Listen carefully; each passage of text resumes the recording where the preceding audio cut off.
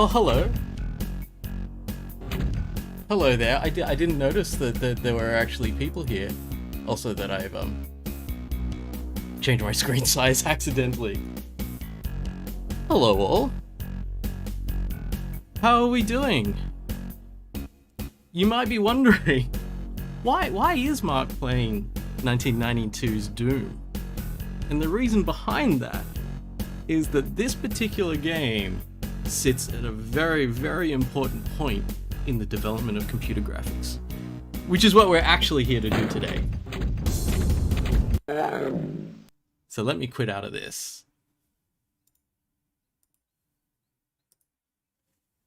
And go to the start of the lecture. Someone said in before copyright strike. Oh, I just need to make sure my OBS is set up correctly to show my screen. Okay. There we go, everyone. So, I know why you're here. I know why you're here. I know everyone's like, oh, this is going to be the games thing. This is kind of a course where we are definitely going to be talking about games. We're going to be talking about games. We're going to be talking about films as well. We're going to be talking about a lot of the techniques that go into making these things. So, heaps of stuff in chat there. Hello, everyone. I hope you liked the little Doom bit at the moment there. I like to tell my friends nowadays that I'm a pro streamer. It's like I used to be a university lecturer, but I've just been on stream for 2 years, so I guess I'm a streamer now. So welcome to computer graphics. This is, contrary to how I decided to open the lectures, this is an official subject. It is an official university subject. Course code is Comp 3421 or Comp 9415. Don't worry about the course codes too much. I will probably be saying 3421 more often than I say 9415. There's more 3421 students in the course. The course is exactly the same. You're in the same tutorials, you're going to be marked the same. So there's no difference between the courses other than undergrads enroll in 3421, postgrads enroll in 9415. So I've got a bunch of people in here. I'm just going to add moderator to a couple of the people who are the tutors for this course, who I should probably be introducing right now. So, time to say hello. So before we even get started on anything, actually even, let me go back a slide. Before I get started, must pay respects to the traditional custodians of the land, the Bedecal people. So, I apologize, because I really should have done that before I did anything else, but I really wanted to just drop straight into a computer game, because, like, it's fun. So, must pay respects to the elders past and present. I know we're all online and stuff, so we are on different nations at the moment, but UNSW sits on Bedegal Nation, so want to pay that respect as kind of the official source, even though none of us technically are there right now, unless you live on campus or something. So anyway, let's go on to the course staff ourselves. So the people who are here, and let me see if I set this up correctly. Hello, course staff. Oh, I'm blocking. Dragging the wrong window. All right, there's me there. I don't count. Oh, well, let me undeafen myself so that you can actually say hi. Okay, you're live now. You can speak to the course if you want. Or everyone's just not going to speak. Howdy. Hello.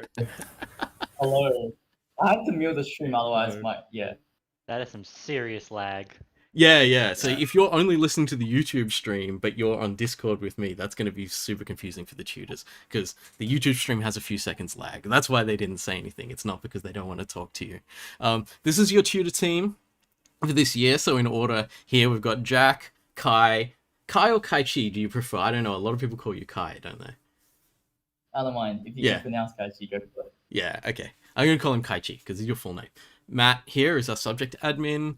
Sam, Simon, Xavier. So all of these people have spent a fair bit of time not only working on graphics coding and things like that, but also working on this particular course. So there's a lot of stuff already available, which is just like getting you up to speed on things and how they work and stuff like that. So this is your team. They're going to be helping you. Each of you is going to have one of these people as your tutor. I'm also here on our subject Discord channel at the moment. And the subject Discord is allowing us to chat to you if necessary and things like that, and sort of give you a chance to sort of get in touch with people, because the contact hours in the course are reasonably low, and so that's why we've got something like a Discord so you can keep talking to us and things like that. So these are everyone's full names. Here's the link to the Discord if you want to join the Discord. It's kind of interesting that we don't have a huge number of people on the YouTube at the moment. I wonder if I didn't publicize enough that this is how the lectures are being done. I'm not sure. Well, we'll see how we go. Either way, as someone already asked in chat, this is, what was I going to say? This is all going to be recorded, so it's all going to be on YouTube, and you'll be able to watch it again later if you need. So if anyone didn't make it to the start of the lecture, you missed out because I was playing Doom and it was fun. But this is, these are some of the ways you can contact us. We also have an email address for the course. That email address is not going to be for like, how do I answer this question and stuff like this. This is for admin purposes. So if you need to talk to us about, oh, something's wrong with my enrollment, can I have a hand? Or I have special consideration, can I talk to you about getting extensions on assignments and stuff like that? That's the email address to use for those important things. I will talk more about that later. This slide was really just me wanting to introduce the course staff, have them say hi. Am I still... Okay, I'm just going to deafen myself so that so that I don't necessarily randomly pick up noise in the background from the tutors there. The tutors, you can hop off that call now if you want to, no worries.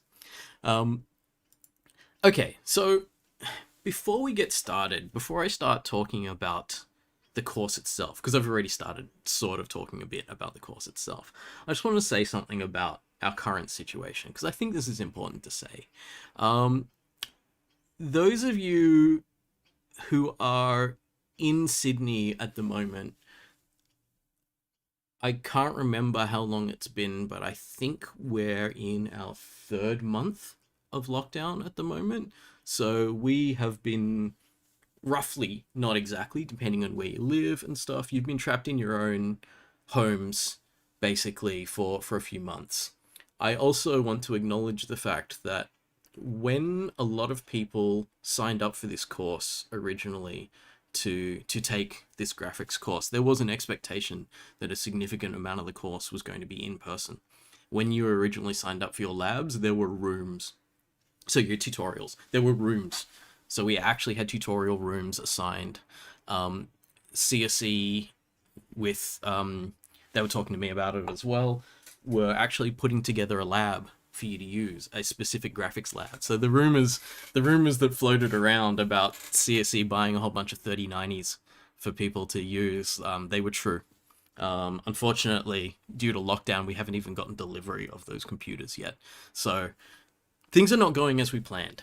And so I want to acknowledge that this is not normal, and I don't want to go around pretending that it's normal. So what I want to do is have a kind of an atmosphere that we're working on this thing and we're learning stuff, and we are going to do things like technical programming and things like that, but I don't want this to be like a real high pressure situation where we're just burning out on really really difficult stuff for no particular reason. There's plenty of scope in this course for people to go for hard challenges and things like that, but at the same time, I want to keep this as a kind of a, like, let's get together, let's look at how sorry, just saw something in chat. Let's look at how these cool things are made and stuff, and get excited about it and things like that, but not necessarily be like, if you don't get this, there's a whole lot of pressure on you to work really hard to understand what's going on. So that's what I'm trying to do. I'm trying to get this balance between enjoying what we're looking at, seeing what we're doing, having something like the Discord that we put together for this subject, so that we can have a sense of community and things like that. Things that we would have had for free if we'd been in person. You would see people in your tutorials, you'd run into them later for like lunch or something like that and go, hey, I know that person. Let's have a chat about how the course is going and stuff. I think we're much more disconnected at the moment than we would have been. So we're going to do what we can. Tutors are going to do what we can as well to try to get us to the position where we're kind of enjoying our learning, and it's not just like a full-on kind of pressure cooker environment, which I think that the lockdown and just sort of also the closed international borders and stuff like that situation kind of imposes a lot of difficulty on us like that. So that's what I wanted to say before we start, is that a lot of what we're doing is hopefully going to be a bit more chill than potentially this course could have been. Because there were other ways I could have run this course, where we could have, really pushed the kind of the techniques and the technical stuff that we're doing in graphics. I actually had a plan for this course, which was very deep and very technical and things. And I'm kind of happy that some of the tutors said, are you sure we should be doing this? And I was like, okay, maybe not. We just eased back a bit off it. I think it's not like you're going to learn less. I think you're going to still learn really interesting things. You're still going to put the same amount of work in as you were going to, but instead of having sort of surface level knowledge of a lot of stuff, you're going to go deeper into a few things. So that's my hope for this term. If I ever stray from that, let me know. If I ever start just throwing things at you that seem like just like hideously pure technical things and not bringing you with us in a way that we want to, because like education's supposed to be this kind of fantastical journey that we go on, we see things that are interesting, right? Someone was saying that they hope that when they graduate, you can be in person so you can throw your little hat in the air. That would be really cool, but no promises. Obviously no promises from me. I have no control over these things. I nearly asked for a lecture theatre for this course because I thought it'd be really cool to have live lectures, but that's not going to happen. Also, it would have been really, really hard for me to like trick you into pretending that I'm playing a game if I was in a lecture theatre. So it's much easier for me to just press a button on my streaming software and make it go. So what we're covering today is the introduction to computer graphics. So first 2 hours, I'm going to talk about why you might study computer graphics, but I'm also going to go through a history of computer graphics. All right, someone's decided to say hi right from the very beginning. So this is Chicken, my cat. She was yelling at me anyway, so I thought I'd just like let her hang out. There she goes. Anyway, so what we're talking about today is, first off, why you might study graphics, why you might be interested in graphics, and I'm totally okay if you're not super interested in graphics yet. If you're here to be like, Mark, can you make me interested in graphics? I'm just like, oh, can I? Let me talk to you about some of the cool things that have happened in graphics. So I'm going to start off with like the history of graphics. This is going to be quick, right? I don't have time to do the entire history of computer graphics and computer imagery and things like that. But I will talk about some things that I think are interesting, some things that I think have been pivotal. And I'm more than happy if you see things that are pivotal in computer graphics and you want to say, hey, there's something else as well. Because I just picked things and you'll notice, because some of the things I pick are things that I just like. So some of the development of computer graphics I'm lucky enough to have lived through. And some of the stuff I don't know much about. So there are going to be pivotal moments in graphics that I don't necessarily know, but I would have I'll at least try to pay respect to them. We're going to talk a little bit about human vision and computer simulation of human vision. Not a huge amount of detail, right? I'm going to admit before we even get started on any of that stuff, I am not a physicist and I'm not a biologist. So me talking about light and what it does, and me talking about human eyes and what they do, you know, you have to take it with a pinch of salt. I know how graphics algorithms work, and I know how to code them, and I've done that kind of stuff, but I would not even remotely say that I know the truth about the biology of the human eye, or the genuine properties of how light moves around in space, you know. So, you know, we'll take some of that with a pinch of salt, but I'm going to talk about it in context with graphics. And then we're going to talk about what's in the course, because I think that's a fairly normal thing that we're going to want to know whenever we start a university course, is what is in the course, and what we're going to need to know, and what are the assessments, what are your marks going to be, and stuff like that. As I don't know if anyone has learnt from me in the past, but you may have heard kind of like the way I like to do assessments and things. So I'm trying a few things out here, just to see if we can do assessments in an interesting way, and also because we are in a kind of a lockdown state. The whole kind of point of exams was to have this kind of level playing field that's all invigilated and stuff, so that people can't cheat on it and all this kind of stuff. And it's like, it's sort of weird if you just do online exams. And so I thought I'd do projects instead, because if we can't just kind of bring an assessment hammer down on you and like really level the playing field and make sure everyone knows what they're doing, I thought I might as well just teach you something instead. And you're going to learn more from projects than you're going to learn from an exam. So I put 3 assignments into the course instead of 2 assignments and an exam. The third one is kind of an exam in a way, but not really. So I'll talk about that later. Matthew said, if we get 100 for this course, can we get a free RTX 3090? Well, how about you talk to NVIDIA and you ask them if you can have a 3090, and then we'll see how that goes. Someone asks, are we doing ray tracing stuff? Look, we got 9 weeks.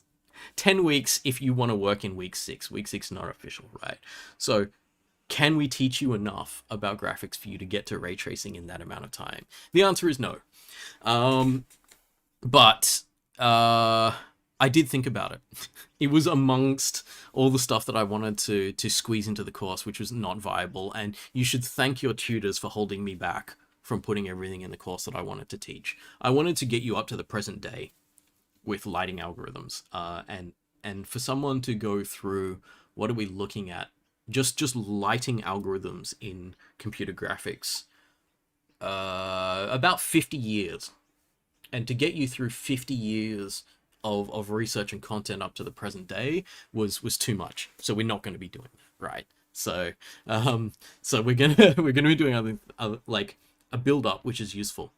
Gives you a lot of the background, a lot of useful things, and still fun things to do, things that you're going to recognize from games and stuff. So, but we're not going to go all the way to ray tracing. So, why are you studying graphics? Now, a lot of people are going to answer this question with games or films, and I'm totally okay with that. I realize that I am. One of the cool things about me giving you the link to my slides is you can just literally see what's going on. There you go. I just moved my face. Well, didn't move my face, but moved the slides out of the way of my face there. So I think a lot of people are going to be are going to be in this because they're interested in games and films, and that's cool. So at the moment in CSE at UNSW, I guess one would say this is the closest course to game development that we've got at the moment. I know a lot of people are interested in the field. I wouldn't necessarily say that on a technical standpoint. I would only say that because I'm bringing that in as the as part of the inspiration for learning this stuff, is that it's used in games and films. But I would actually potentially argue that Comp 3511 human computer interaction is actually technically more about games than this is. This is just about visuals. Whereas learning how to create interactions for human beings is actually closer to what I would consider game design. But not going to go into that too much. That's just a vague recommendation. I used to work on that course as well, so it's a bit of a personal connection to me as well. But anyway, I think a lot of people are potentially going to be interested via games and films and maybe VR and stuff like that. And as we've seen in Discord over the last couple of days, because I sent out a couple of emails to everyone in the course, that some people have said they've thought about making games themselves, or they've been interested in games, they've played games, and that's what got them into this. And I could potentially say that the game Minecraft is one of the, like, I don't have Minecraft in my slides or anything. I don't think it's graphically significant as a game. But maybe if we do talk about ray tracing in like a things to think about in the future, we'll look at Minecraft, but we'll see. But I have a feeling something like Minecraft is probably one of the games that has brought more people into the tech industry than nearly any other single source of recruitment or anything. So I think it's interesting to look at games and their effect on society as well. We're not going to study any of that because we're going to be focused on graphics. We're going to be focused on the technical back end of the making of the visuals of things like games and films. So I hope that a lot of you are here because you've played games and you're like, I wonder what it's like. I wonder what the back end is. How do we make these things work? How do we make these visuals work? Specifically the visuals. We're not going to go into the interaction or the game design or character design or any of that kind of stuff in this course. Again, 9 weeks. Tried to squeeze a bit of that stuff in, but we'll talk a little bit about working with artists, you know, because everything that's in these was drawn or concepted by an artist before we then turn it into something technical. So it's not something we can ignore, but we're not going to go too deep into that. So yeah, I'm hoping that people came from that direction, but even if you do not come from that direction, I'm hoping that I can inspire in you and build up the idea that you'll be interested in these things. So we've got a couple of things here. So one's very historical. This is one of the first graphical games in existence called Space War. I'm going to talk about that in a second. And then we have some things that were very, very important at specific points in time. Although these two are actually pretty close in time. This is 2000 or late 90s? And these might both be mid-90s, actually, Toy Story and Quake. But I'll talk about them in a second, because I'm actually going to go through some of the history. I say the history of computer graphics. It's not. It's like a 15-minute overview of it. So if you haven't necessarily got an interest in computer graphics and you said, I'm just going to enroll in this subject because I want to develop an interest in it, I've got things for you. What we're going to do is have, whether it's weekly or not, I don't know. It might be more than weekly, depending on how dense these things are, but reading lists. And I think this is, for me, this is one of the funnest things, because reading lists in some subjects are just a whole lot of text that you have to read. You know, you have to read research papers and stuff like that. The reading lists for this course are going to be which games and films you should play or watch. You know, so the first one, it's actually really, really dense for this lecture. I doubt everyone's going to get through all of these things by Wednesday's lecture, so I probably will go easy on the reading list on Wednesday. But films like Toy Story are there. Games like Quake are there as well. But I'll talk about that in a moment once I kind of get there. So let's talk a little bit about the history of games, and I'll just quickly move my face out of the way. You'd think that this long of making slides, I would have figured out to leave a space for where my face is going to be in the slides, but I keep forgetting to do that. And then I just get excited about how I'm making the slides. So the dawn of modern computing, we could consider it to sort of have started in the 1940s. They were definitely building the first kind of modern computers during World War II. Obviously, they were not playing games during World War II. They had very, very important things to do with computers at that stage. But not long after that, not long after the end of World War II, people started playing around with computers and seeing what things they could do. So I mentioned before Space War. So this is a game that predates all of the tech that I'm going to talk about with graphics. So when we're talking about graphics, I'm going to be talking about tech that starts from, I would say, 80s to 90s until the present day. So even this, Asteroids 1979, uses a graphical system we're not going to use called vector graphics. I won't go into it in detail, but it was a way to make shapes that could change in size. That's that's as much as I'm gonna hand wave over some of these things because I don't think I want to bombard you with technical details of all those things. But it's important to see that we've already got graphics at an era where these computers were what we would consider nowadays to be barely functional. You know, we expect more from like a calculator now than we would see in these. And like, who even uses a calculator nowadays? Because we've got smartphones that are like about as powerful as like 1,000 of the computers that were running Space War back in the 60s, right? So it's really interesting. We have a very, very different context on these things nowadays. Like if we saw this level of graphics in a game, we would be like, oh, that's really retro, isn't it? Like, you know, but this was cutting edge. This was the best that people could do. Atari is a big name here, right? Atari is something that was kind of one of the first game creators in a sense. So we come forward a little bit. I'm going to go quickly through history because if you are interested, however, in a history of computer games, I have given an entire talk on the history of computer games that was supposed to be a 1-hour talk, and I think I went for 4 hours. It's on this channel. I'll link it later, maybe on the Discord or something like that, if people are interested in watching it. But either way, history of computer graphics. Gaming becomes a reality for a wider section of humanity, I think, in around the 80s.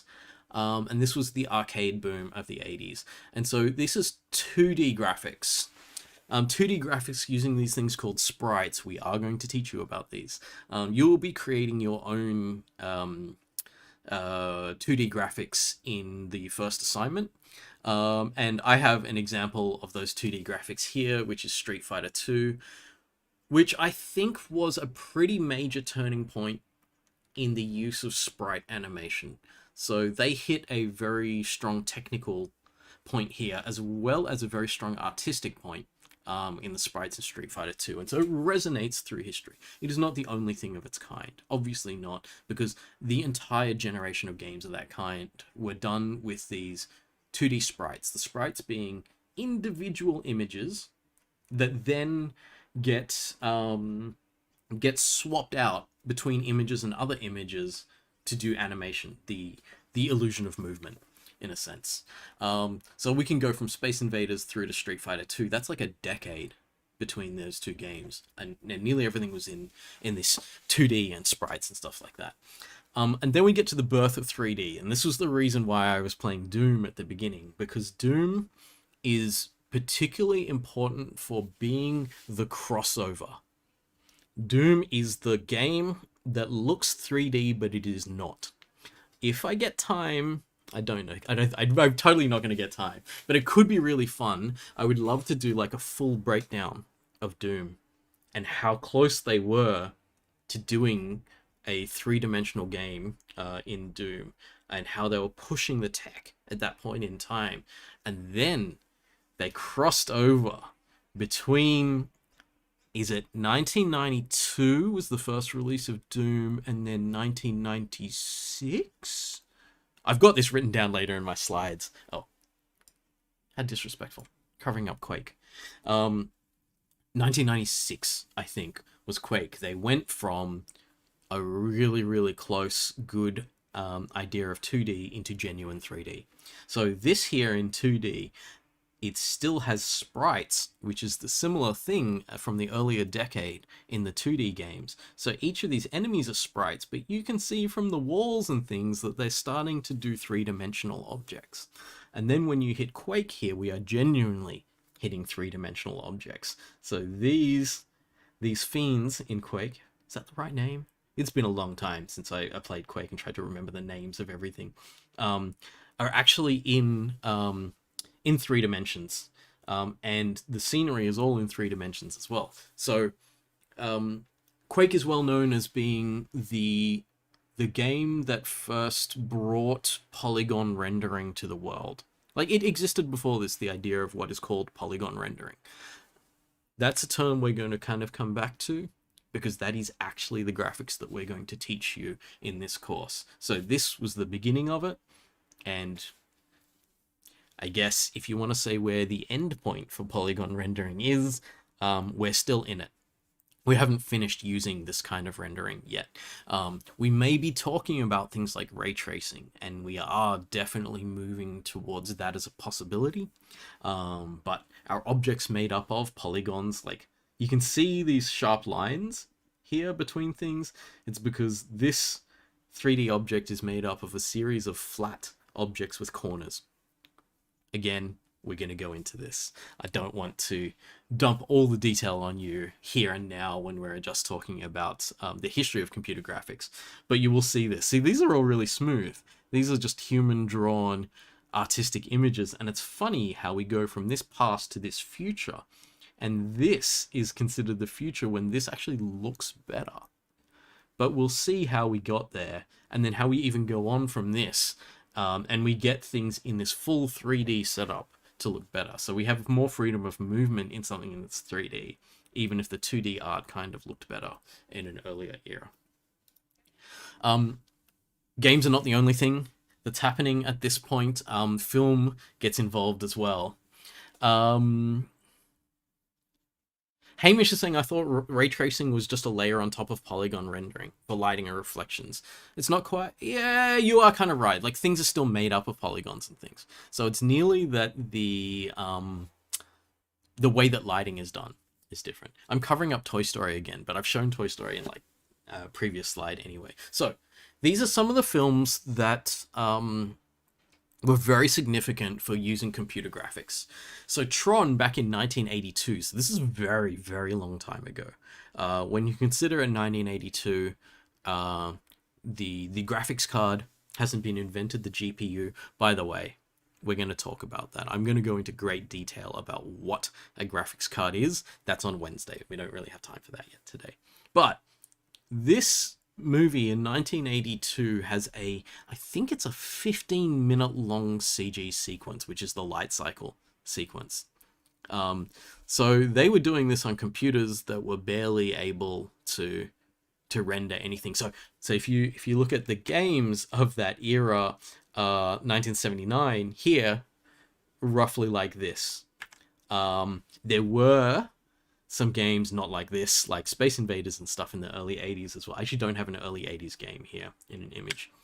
But for them to be able to do 3D rendered graphics like this was a really, really big deal in that time. So Tron was a revolution.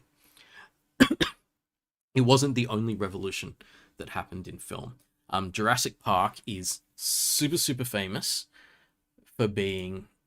So I'm just going to add moderators.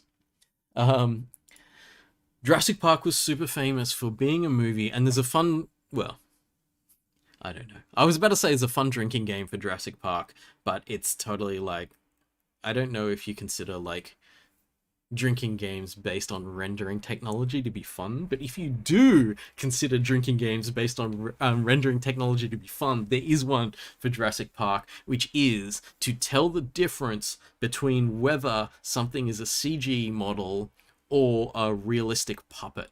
Because there are several scenes in Jurassic Park where the dinosaurs are built. So Jurassic Park is a crossover where it was one of the first times where they thought that what they were going to use was miniatures and large animatronic puppets. So this Tyrannosaurus Rex, there was a life-size Tyrannosaurus Rex puppet built. I mean, you can hardly call it a puppet. It's a giant mech, basically, covered in latex foam skin and things like that. So it's really, really, really serious and highly dangerous mechanical thing. And in some shots, that thing is the thing in the shots, and in other shots, it is a CG T-Rex. So the example here, I'm pretty sure is CG because I don't think they would have had the mechanical thing like pretty much killing a human like that. That would have been a bit dangerous. But yeah, so there's this thing of looking through that and trying to figure out which shots were CG and which shots were animatronic, and there's specific shots in the film that go one way or the other.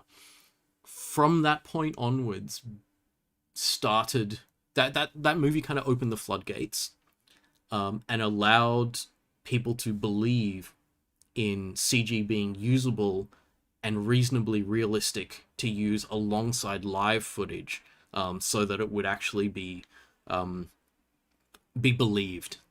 The deep irony to that, I think, is how well Jurassic Park holds up nowadays if you watch it, compared to a whole slew of movies that came afterwards. So there's a significant number of movies that came after Jurassic Park, following on from the tech that they created in that movie, that could not give us the same level of believable realism that Jurassic Park did. So, interesting, and also, I think, hugely important to computer graphics what Jurassic Park did.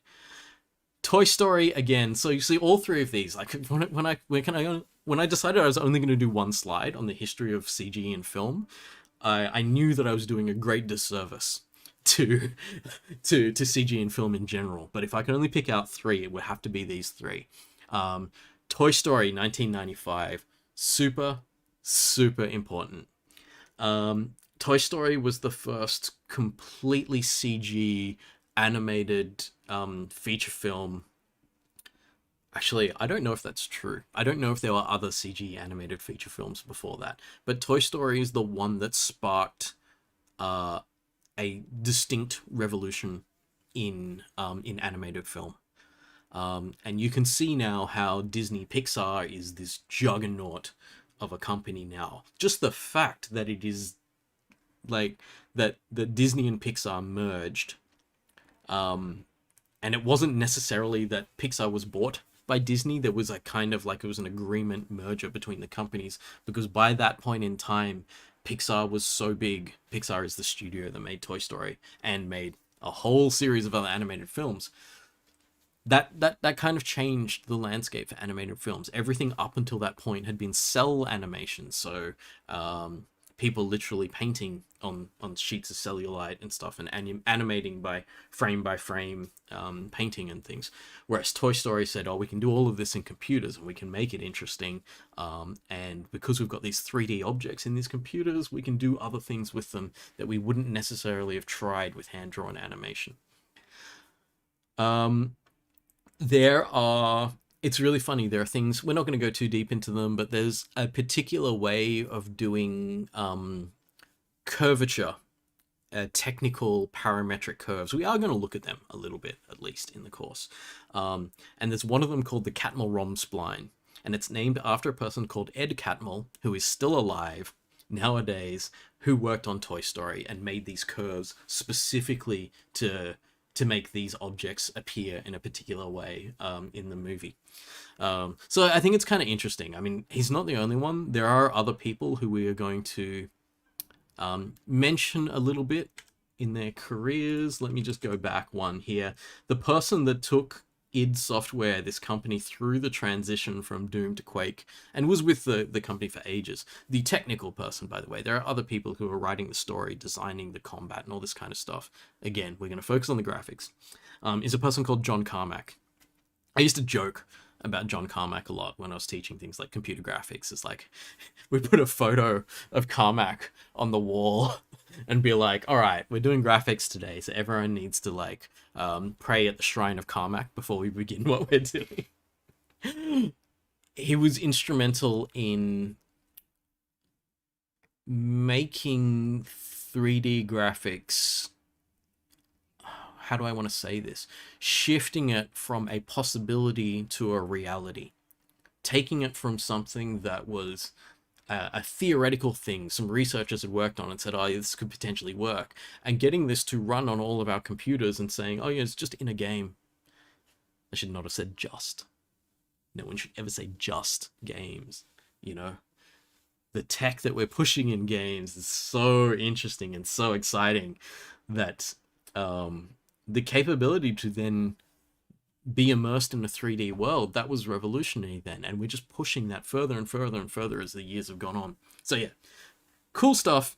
And I think it's really interesting that, you know, when we look at algorithms and stuff in a lot of things in computer science, we might look at algorithms that from mathematicians who have been dead for hundreds of years.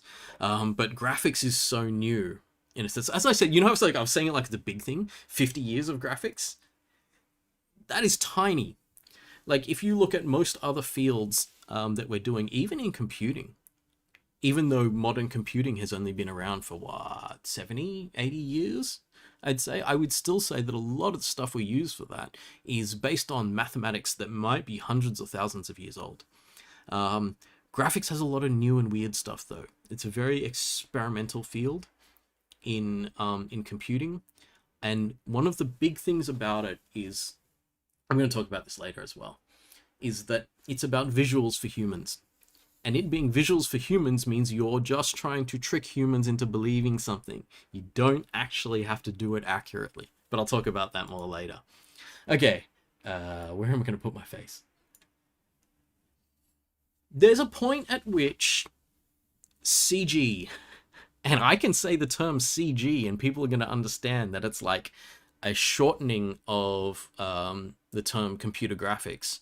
Or if I can say something like VFX in film, or I can say AAA games, I can say something that everyone will understand. So up until this point, so before something like Toy Story, I guess, and before, I think I would say the late 90s, but really it's around 2000 and onwards, when the idea of computer games being so mainstream that kind of everyone plays computer games, or everyone goes to see movies that have computer graphics in them. I think Jurassic Park's probably the turning point in film. Film probably went before games. Games have had a rockier road in being accepted into just the general population. Mainstream, I think, is the right word for it. But that happens from the 2000s onwards, and we're still in that now. I would say we're in an era of the AAA games starting to fold in on themselves. Like, how many games are getting remakes nowadays versus how many games are being brand new, or how many games are sequels versus how many games being brand new. I see that as being maybe a slowing down of innovation in that particular field. But I have some examples of these. Again, if I'm going to put all this on one slide, I have to leave a lot of stuff out.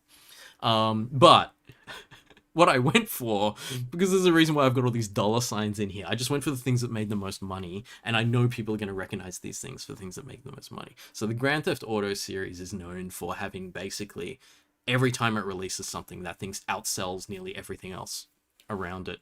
Grand Theft Auto 5, is it 5 or 4? I think it's 5.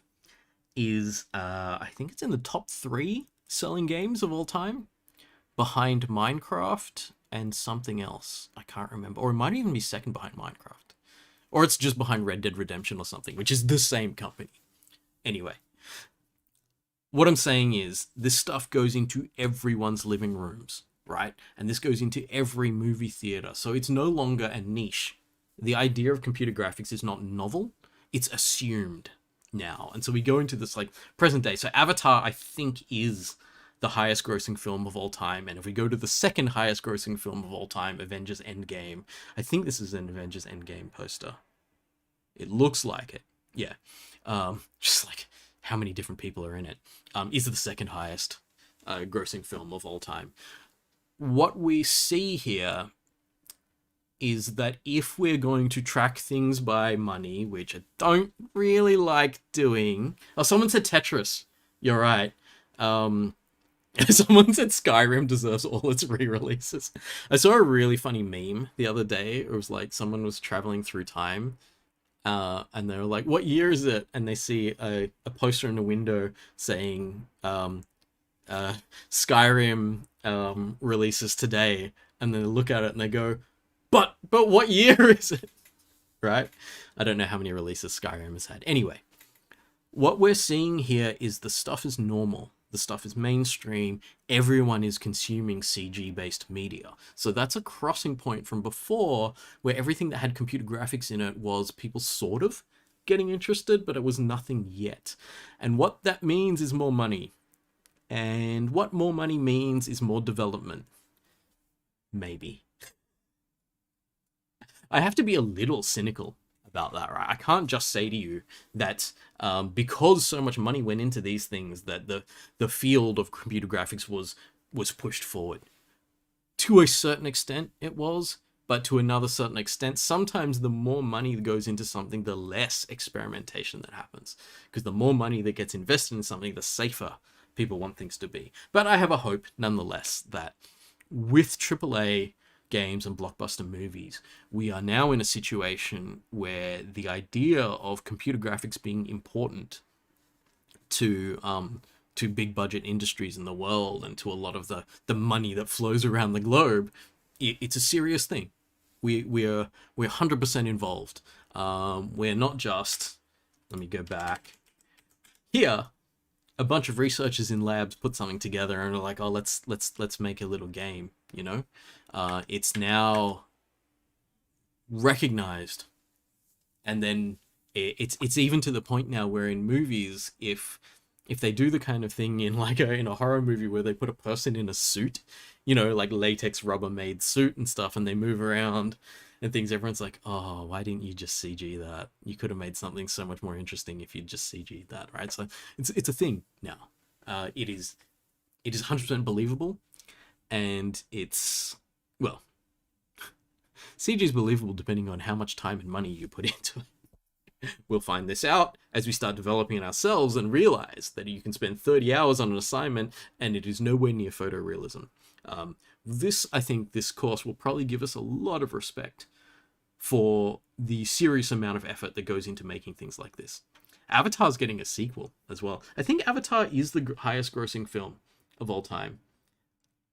It kind of baffles me because it felt like a niche genre film in a sense, but it must have hit a nerve at a really particular time.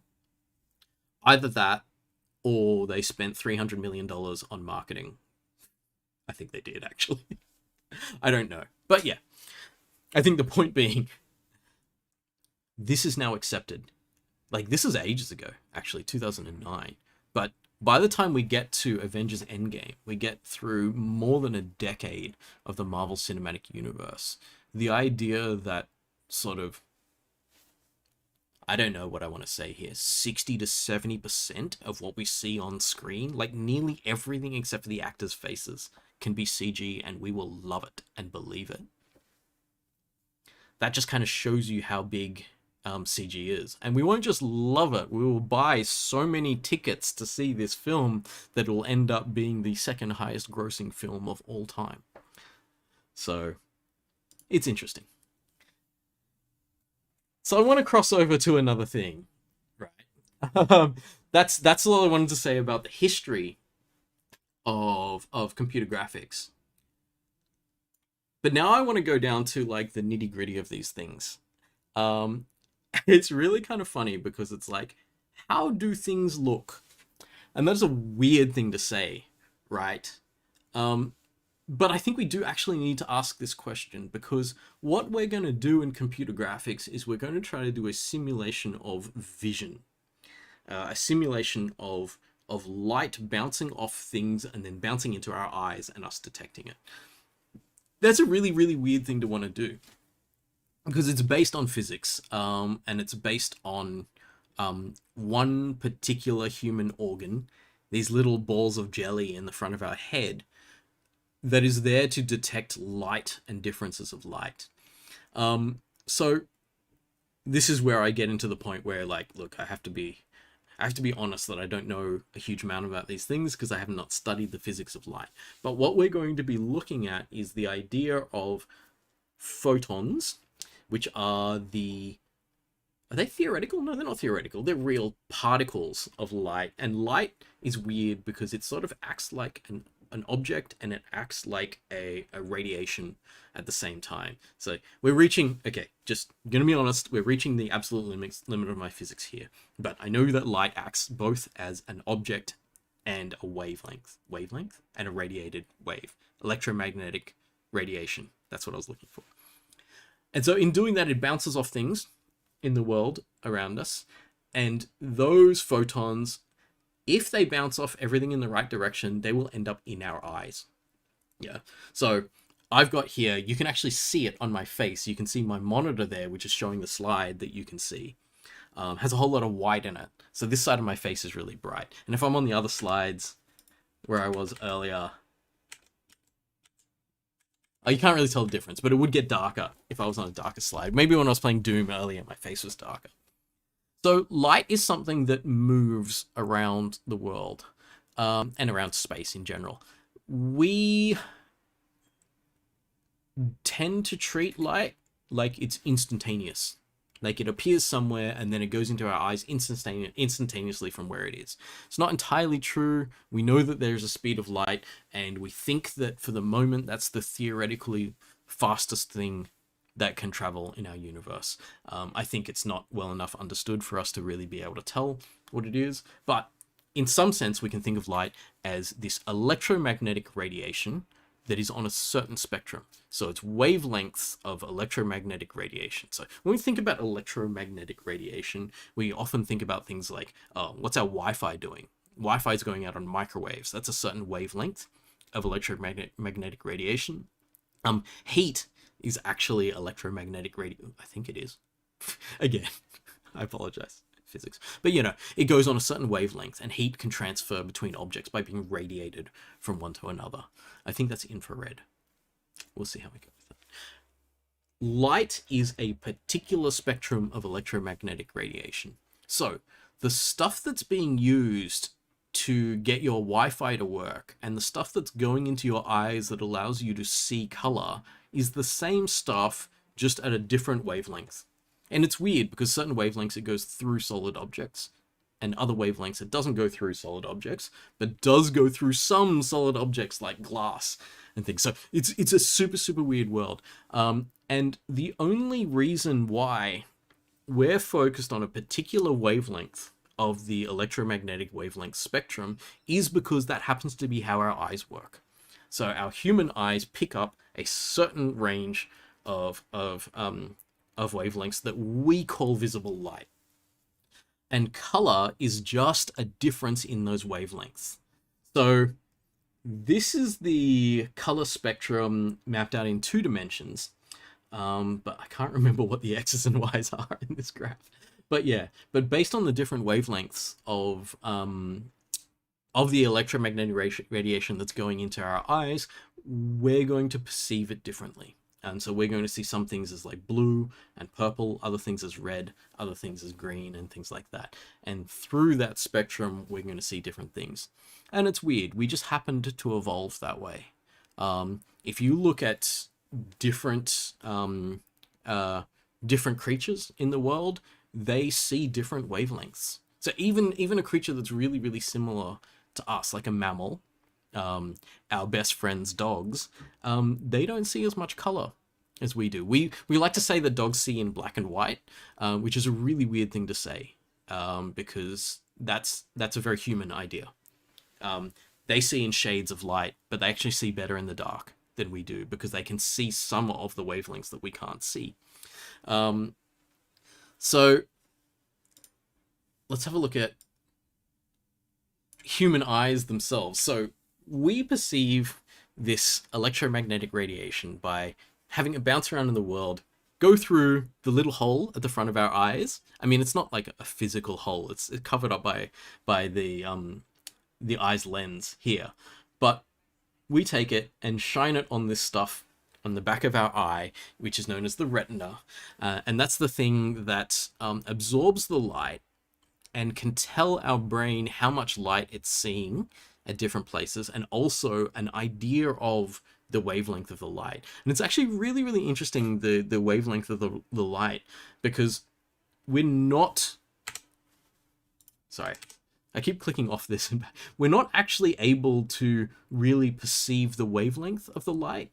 All that we're perceiving is a ratio between different activators in our eyes. And so we have 3 activators in our eyes, known as rods and cones. I think there's 1 rod and 2 types of cones or something like that. I don't know, but I know that there's 3 different receptors in our eyes. And one of those receptors is very good at picking up colors in the red spectrum of light. Another one of those is very good at picking up colors in the green spectrum of light. And another one is very good at picking up the blue spectrum of light. So when we talk about RGB and we joke about RGB, this makes my computer go faster, all right? RGB makes my computer run. We're not just talking about the fact that all of the LEDs in my computer are programmable to be like red, green, and blue. But that's the only things we can see. It's actually in our eyes that we can only see red wavelengths, blue wavelengths, and green wavelengths. But in combination, those red, green, and blue give us the ability to see a bunch of other colors. There's actually, like, when you mix any 2 of these colors together, you get all these other colors in between that we've given a lot of different names to. It's really interesting, because if the red receptors and the green receptors both get activated at the same time, we call that yellow. When the red and the blue receptors get activated at the same time, we call that purple. It's not technically purple. There's actually like a set of 6 colors that are the primary colors. They're different primary in different systems, but the red, green, and blue are those colors. But if you mix them together, you get cyan, magenta, and yellow. And those are 2 different color spaces that we can work in. When we're doing computer graphics, we're going to be in the red, green, blue color space most of the time. But if anyone's been fiddling around with printers and things like that, you'll see CMYK come up a lot, which is like CMY, cyan, magenta, yellow, and the K is black usually. So these color systems are based on our ability to see red, green, and blue. So there is no kind of fundamental physics of color. Color is entirely subjective. It is just based on us being humans and us looking at things and saying, I think that's a color. So it's a really interesting thing. And we always think about this as like an interesting thing. How do you describe color to a blind person?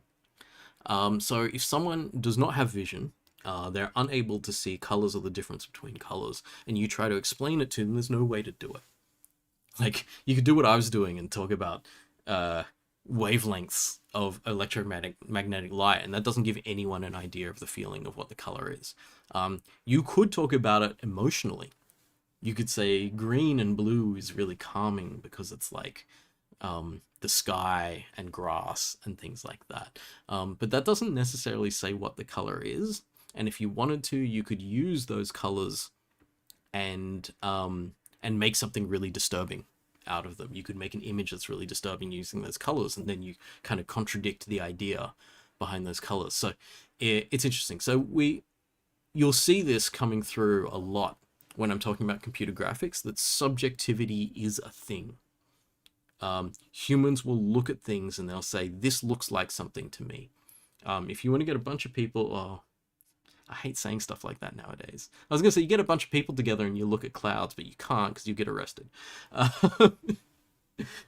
If it's a bunch of people who are all together in their own LGA and they actually lived in the same house, this is going to be really funny out of context in a couple of years' time. But anyway, if you all looked at the same clouds at the same time, if you were lucky enough to be able to do that, people would see different things. So there is a great deal of subjectivity going on here, and we will be developing our computer graphics with that in mind. That the point is that what someone sees, so I might look at something and say, that is magenta. Someone else is going to look at that and say, that is purple. Someone else, who maybe is red-green colorblind, is going to look at that and say, that's brown, you know? It's all subjective. And it's interesting because the way that we will be judging things in computer graphics in general is saying, oh, that looks cool, or that doesn't look cool, or that looks realistic, or that looks artistic and things. But there's no way to say that thing looks better than that thing in an objective sense, you know? So we take something like, interesting example of like Street Fighter versus Quake. You go, this looks really, like, the fidelity of this is really good. And what's so good about this? It's like blocky and it's got these like weird spots that are all obviously squares. Here, it's so simplistic. Yet this is a technological advancement on this that led us to something else, right? And we can't objectively say this looks better than this, and we can't objectively say this looks better than this. We have to say each one's got its own theme, each one's got its own ideas. People are going to like either one. So I think that's going to be quite interesting in how we start to discuss how things look. Like, if you've got a particular aim you're going for with your graphics, then you go, yeah, we can figure out whether we reach that aim or not. But either way, the judge of that's always going to be these little balls of jelly in the front of people's heads. It's not actually going to be whether all of the color on the screen is exactly the right color, or whether the shapes of things are physically correct, or whether the way the light that bounced off things was physically correct either. We're going to find out later that a lot of it is not. So what we're doing is we're going to be trying to mimic the idea of physical light and human vision and stuff in a virtual space. So we're going to be using our computers to trick people into seeing things. And that's going to be done via our computer monitors, which have these things called pixels on them. I'm not going to go into that in detail now. That's Wednesday's lecture. But they have this red, green, blue thing. So our monitors are not actually a representation of the light that's in the real world. The light that's in the real world is actually bouncing around all of these spectral colors, that color spectrum. Our monitors are doing a specific subset of that designed for human eyes, designed only for human eyes. So if you had, I don't know, an alien with a completely different type of eye that reacted to the genuine wavelength of the electromagnetic spectrum, and you showed them our computer monitor, they would look at it and they would say, this is a mess. Like, I can't see anything on this.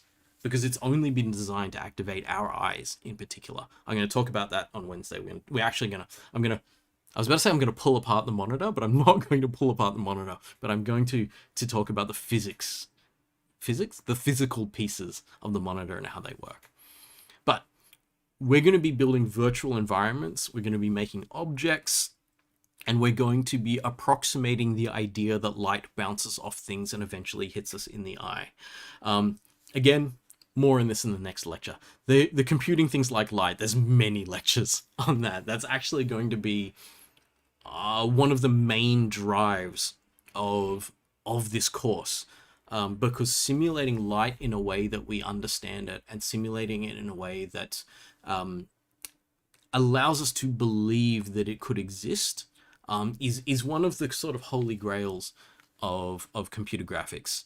And it's one that I think that we're really close to having what you could consider to be 100% success on. So if we look at like the stuff I'm talking about historically in the 90s and things, we were barely able to trick people, and we were tricking people.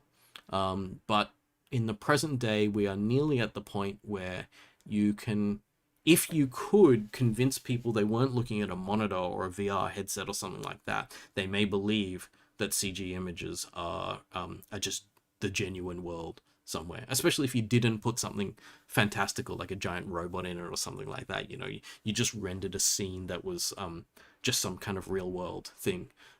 You could genuinely trick people into believing it was real. But we're going to go into that next lecture, and obviously for many lectures on, we're going to talk about how we do those kinds of things. So, time for a break? Yes, chicken, it's time for a break. Well, someone's come to remind me that it's break time, which is good. We're going to take a 5-minute break. And I leave you in the 5-minute break with this as the reading list for this lecture. Obviously, this is entirely optional. Some people have probably seen and played some of these things already. I think some people with a historical interest in this stuff may have seen these things, because you look at the years on all these things. I'm going to assume that most people watching this were not born before any of these things were released. So there's no reason why you've seen these things before. But if you're interested, you can check out some of these things. So it's not like none of this stuff is free. I apologize. But again, in other courses, textbooks aren't free either. And if we consider like a course textbook being like $200 or something like that, you can probably go through the entire reading list that I'm going to slowly reveal for this course and probably not necessarily pay that much, especially because some of these things are just on streaming services. So you can get Tron and Toy Story from Disney Plus if you wanted. I'm not advertising anything, by the way. I'm just saying where you can access it. And all three of these are on Steam. I should probably not just be like banting about company names for doing things in a lecture, but you know. Okay, so I'm going to take a 5-minute break. It is now 5:07.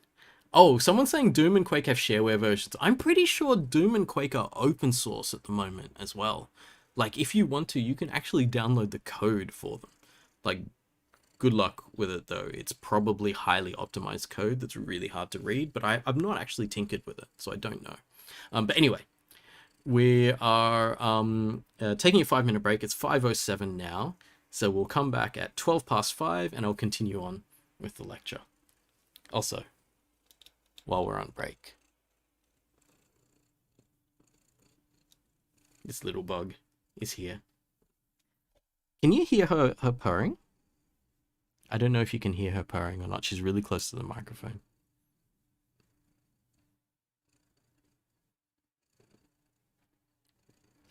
This is always a nice thing in a break.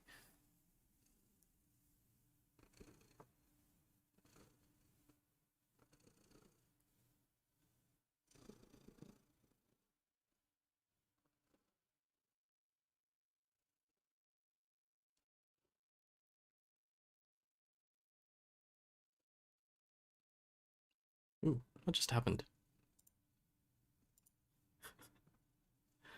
Steam just took over my computer for a second.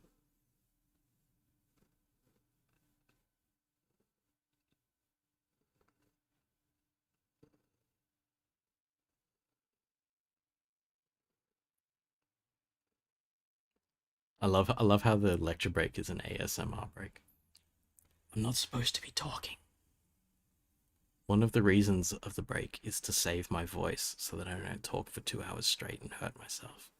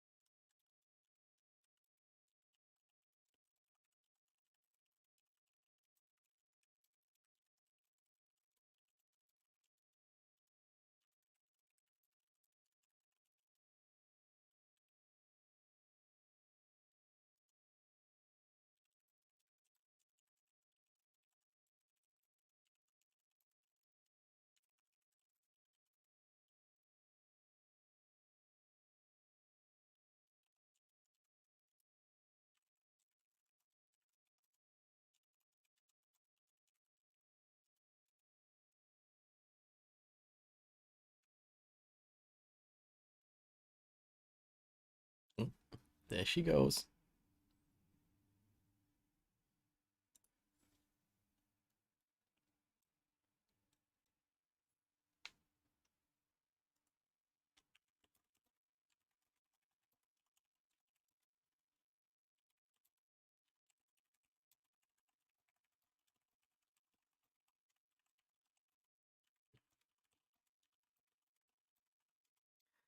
All right. It is now 12 past 5. So I can get back to lecturing. Someone said, can I come fish in your world in Genshin? No, you can't, because I haven't finished refining my catch yet, so I need all my pufferfish. Someone asks how the Crimson Fists are going. The Crimson Fists are going really slowly. I was supposed to go to a tournament in Melbourne, and obviously that entire tournament got cancelled. So it's a bit sad. But some of you might know Daniel Mansfield, maths lecturer. So we were actually the ones, we were going to go together to that tournament. We're going to get together for a game at some point. Maybe we'll film it. I don't know. Or maybe we'll just take some photos and show you. People ask me Genshin questions. We're going to move on from the Genshin questions and go back to the lecture. If you want to talk to me about Genshin, we can talk on the Discord when we're out off hours. But while we're here for the lecture, we're going to lecture. Okay, so now the second half of this first lecture is what's in the course. So people probably have questions about how the course is going to run, what the general structure is, and stuff like that. So a bit of fun stuff earlier about like the history of graphics and just talking about how the weird thing about what we're doing here is visuals. And I think it's important to just kind of stress that point again, is that when we are coding for machines, in a sense, when our coding is say if you're doing networking, it's very important to get the networking protocol correct on both sides of a network connection, for example, because the machines are talking to each other. Whereas in graphics, the machine is talking to a human in the most literal way possible. It is displaying colors in some way for a human to see them. We want the human to feel something from that.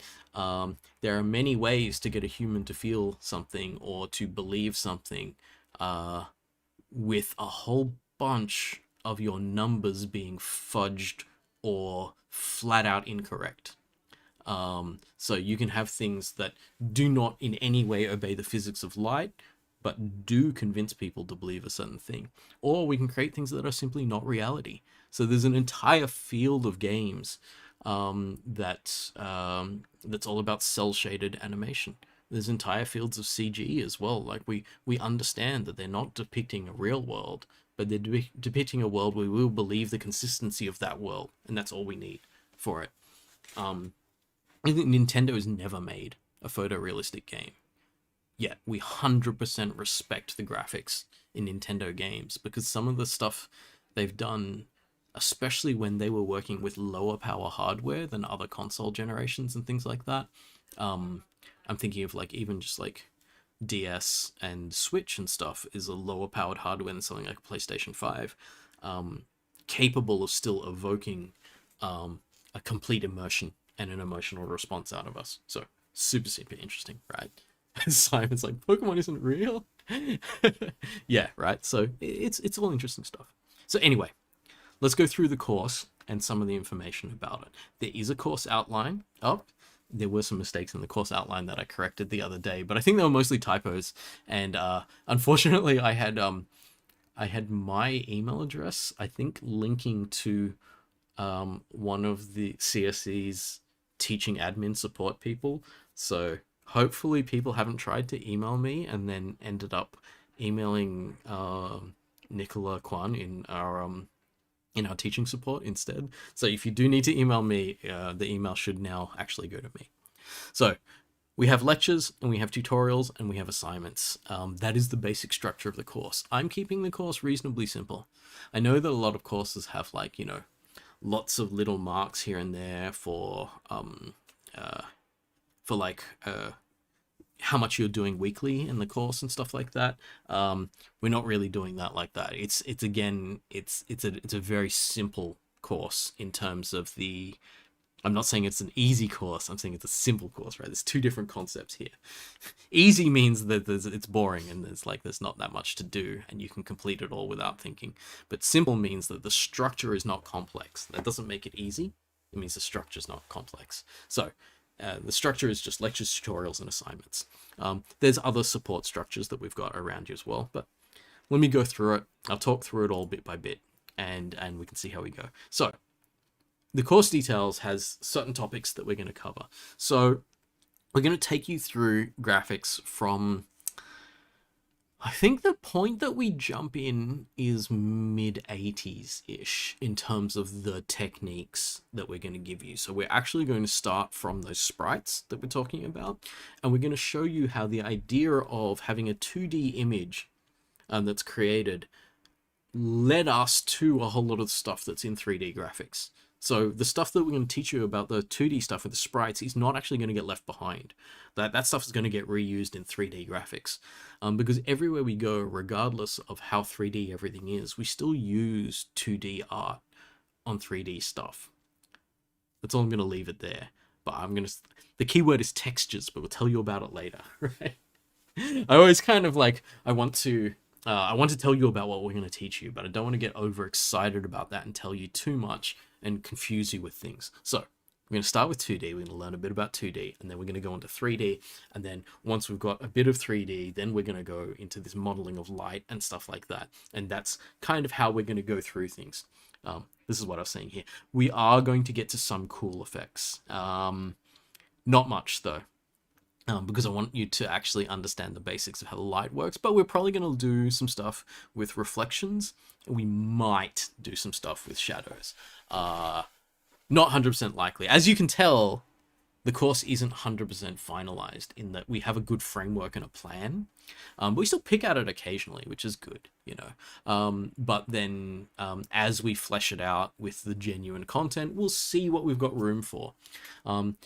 As I give lectures and I realize that I wanted more for something, then I will get a little bit elastic with the plan. So if I feel like I didn't cover things enough in our lectures, then I will just sort of expand things a little. So we're not going to be like, the course outline is not our master. It's not going to be able to tell us exactly what to do. It's a good plan though, and we're going to follow it, but we are obviously going to be reactive to how you're going in the course.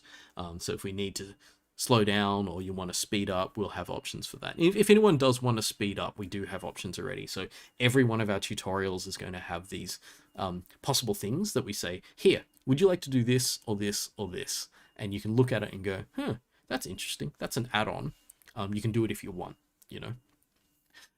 We're going to be working in C++ and OpenGL. I haven't gone into detail about that in this lecture. This lecture is an overview. There's other stuff that I assume you want to hear this lecture, like assessments and stuff like that. But next lecture, we're going to talk a little bit about the technical details of what's going on. We do, however, have a lot of resources already. So we have a project set up. Xavier wrote that for us that allows you to get started with C++ and OpenGL. Simon and Kai have been putting together specific C++ resources. So let me talk about the focus for this. We are pitching the language at you with the assumption that you have met the prerequisites for this course leading up to this, which means you've done a significant chunk of CSE's core subjects before getting to this subject. This is a third year, or if you're postgrad, a late subject. I don't know exactly how the postgrad progression works, but I know that you must have done a certain few subjects and have a decent amount of C programming and probably have seen some other languages. We're also hosting a whole bunch of stuff on CSE's GitLab, so we are assuming that you know how to pull stuff from Git and use it. And if you don't know how to do those things, we've got refreshers as well. Wait, do we have a Git refresher? We do, I think. I know Simon has a link to that somewhere.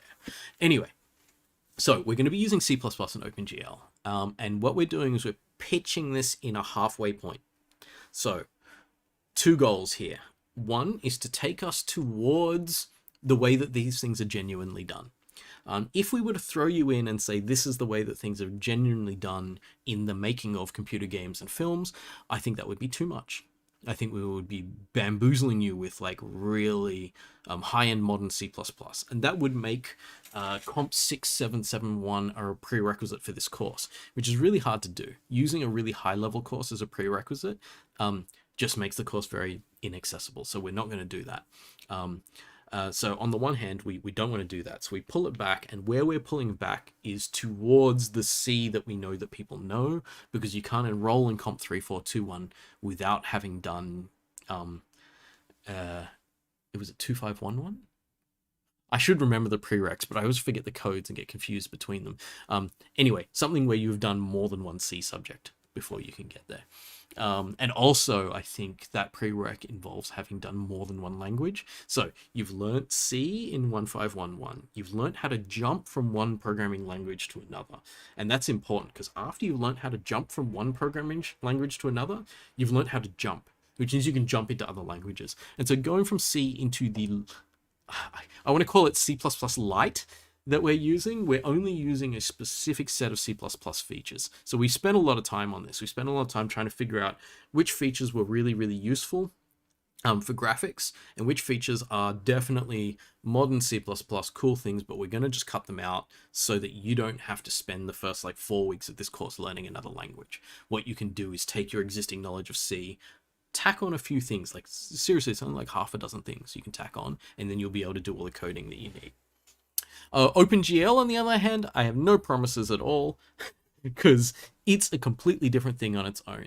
It's a big, big API, in a sense. It's a big library. I mean, technically a library, but library API, not exactly interchangeable terms, but close. OpenGL is a big and complicated thing. So we're gonna work through that a little bit at a time and get you going on that. Again, Wednesday, I'm going to talk in more detail about the fundamental differences between working on a CPU and working on a GPU, which is one of the big things that we're actually going to learn in this course. They are not the same processing units.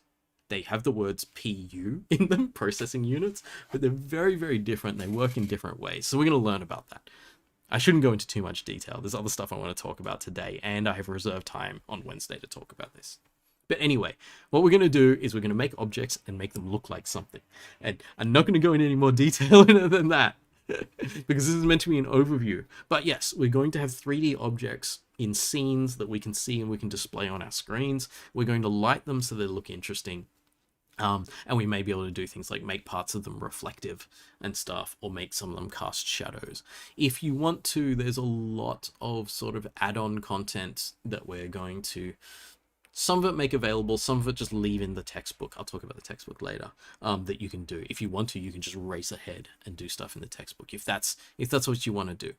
But obviously you want to potentially take your time through this stuff, learn this stuff from myself and the tutors, so that you genuinely understand the theory behind these things. The textbook's a lot of just like raw coding, but it's actually pretty good. Like, if I wanted to, I could have just gone, here's the textbook, I'll see you in 10 weeks. And you'd probably get good stuff out of it. But I do want to teach you also the theory behind what's going to happen, and also help you implement these things rather than just give you sample code and hope that you can understand it. So that's what the lectures are going to be. The first thing that we're going to do with the lectures is we're going to be going into why things exist and how to understand why we do things in certain ways. So lectures are going to be theoretical and abstract. We're not going to go super deep into coding. Those of you who have learnt from me in the past at CSE, it would have been the course Comp 1511. And in Comp 1511, I could entirely code a concept for you, because most of the concepts in 1511 would take 100 lines of code and then they're done. 100's a lot.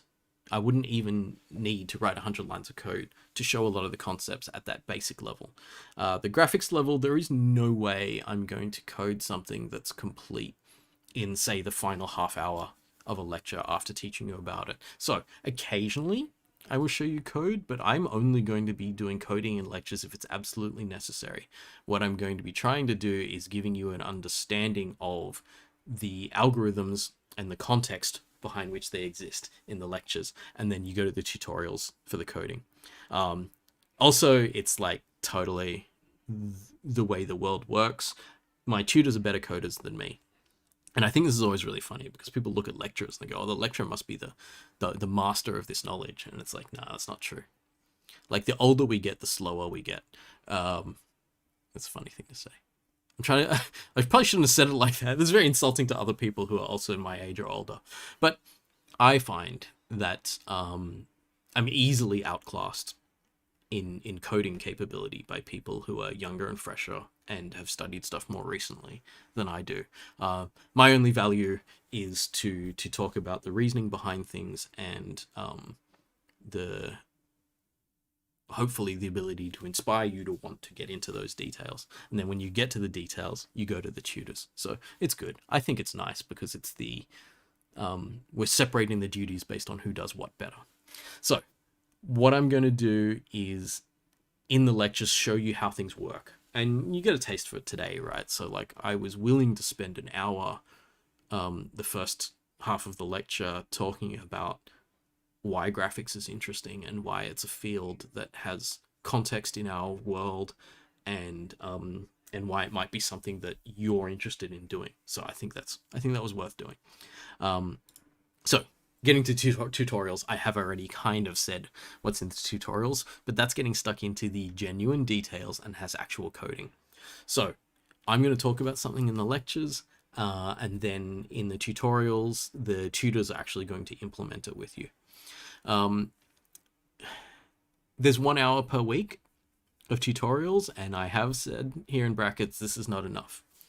This is enough for you to get a taste of things, but it's not enough for you to genuinely cement everything, which is why all the tutorials have add-on exercises you might want to do.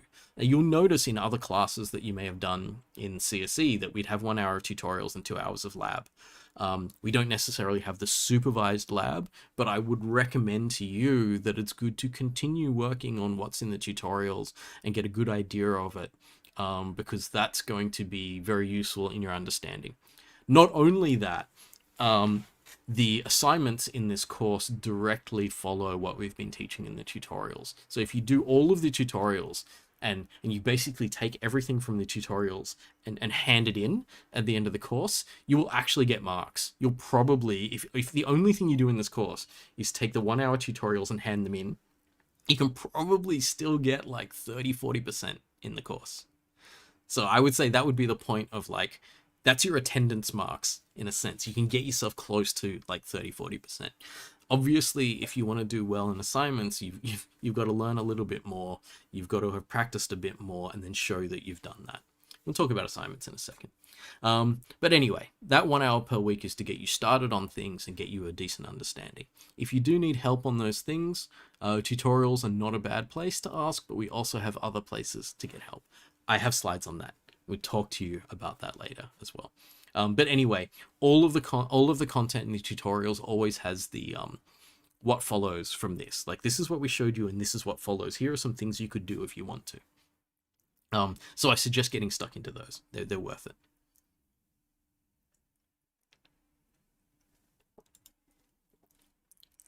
Good. This is what I was thinking in my head. What do you do outside of the lectures and tutorials? Because honestly, the lectures and the tutorials are not the best place to get detailed help, because both the lectures and tutorials have specific things that we're going to try to teach. So I'm not going to stop this lecture right now, go to chat, and then like answer every question in chat in detail. Happy that the tutors are there and the tutors are answering lots of questions. We have more tutors today than I expect to be in the lecture. So what we're going to have, however, is every single lecturer is going to have one tutor who's literally paid to be there and to be listening to your questions and answering them. So hopefully you'll have that. We have our Discord. I should change this. The course forums are not setting up soon. The course forums are active and available. You can get to them via the course website. Remember that whenever you go to the course website, which is WebCMS, which I didn't even put here, which is quite funny. The course website on WebCMS, there's links all over the place. I think at the start of this lecture, there's links as well. Log in as a student So if you go in as public, you can see some stuff. So stuff like the lecture I consider public, and things, but things like the course forums are reserved for enrolled students. So you will have to be able to log into the web CMS to be able to see stuff like that. And also get access to tutorials. That's also limited to students. But lecture, I consider to be public teaching. I'm happy for people to just hang out if they want to.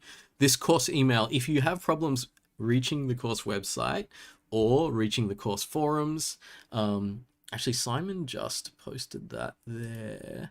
I'm going to copy that link. Oops, where are we?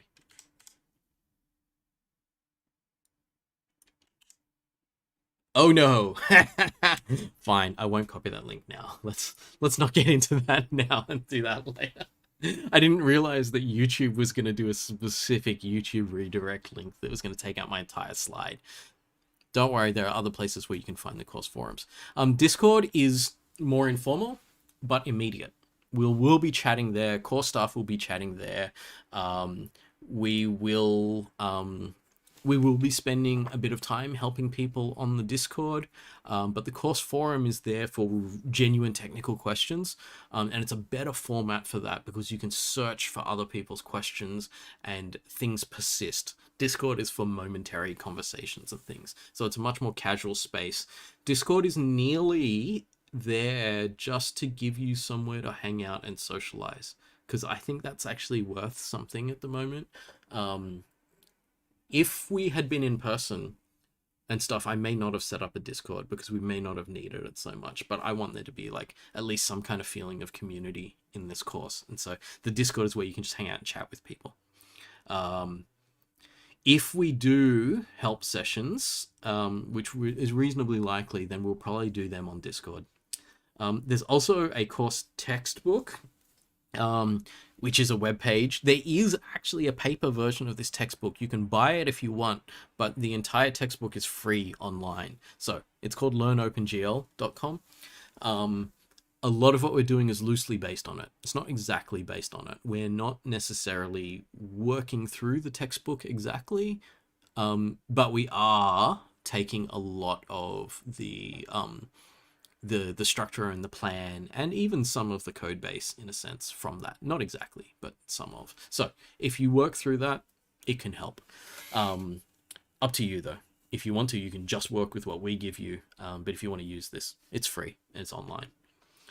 As I said, course email there. You can get in touch with us.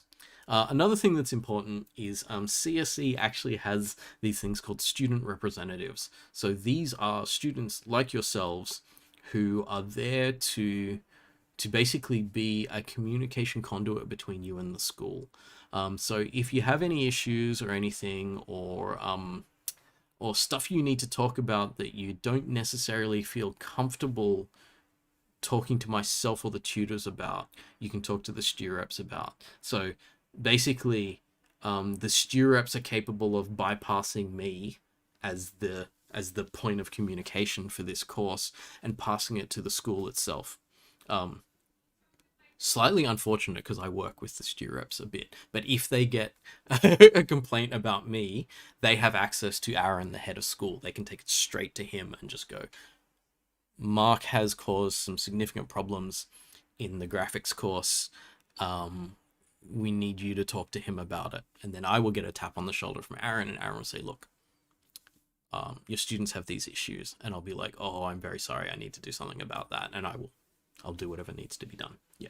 So StuReps, pretty important. And if you didn't know this, the StuReps are available to you no matter what course you're doing. You know, so you can talk to them about this course, but you can talk to them about any of your other courses or any other issues that you are having as students. And they basically have the ear of the head of school, who is the person most capable of making significant changes in the school to get things to work better and stuff. So it's worth remembering this. It's pretty useful. Okay, so assignments. There's going to be 3 assignments in the course. Assignment 1 is a setup thing, and it's kind of like a hello world. I consider programming in graphics using C++ and OpenGL to be hard enough that it's worth giving you a bunch of marks for just getting this stuff running. So there's a couple of things, which is the rationale behind me doing assignment 1 like this. It's going to be released very, very soon. Just going to be honest with you, I have an idea and I haven't written it down yet. So I'm going to try to get this assignment out by the end of this week. This assignment is basically going to be the culmination of the first 3 tutorials. So it's basically going to be, can you get C++ and OpenGL set up? Can you use the development environment that we've provided for you? Can you do the basic first things to get some 2D art going? If you can do that, you pass the assignment. What I'm hoping for with this assignment is most everyone in the course will get a mark of 90 or higher in the first assignment. Or if you don't, and it means you're having a lot of trouble with the course, you're having a lot of trouble getting set up in the course, this assignment is due before the census date. So you can say, this is all really weird. Like, I was interested, but the technical side of this thing is not something I'm interested in doing. Then you can still drop the course, like during that assignment, or even after that assignment is finished. I don't know if we'll get all your marks back by the census date. That's getting harsh on my tutors to be able to do that. But you will at least have seen this and be able to get enough of a taste to say, I'm going to drop this course because there's other things that I want to do. Or you can say, I've completed this. I know that I can then continue with this course. I don't have to worry about the census date. So I just wanted to do that because I know that a lot of our courses don't necessarily give you a little challenge to say for yourself. You can challenge yourself and go, am I going to stay or not in this course? So I wanted to do that and make it due early. So we're going to get it out early and have it due. Census date is the end of week 4. So it's going to be due probably end of week 3. That's only 2 weeks to do it, but whether you know it or not, if you're doing the setup stuff and the first tutorial, you'll already have started on the assignment.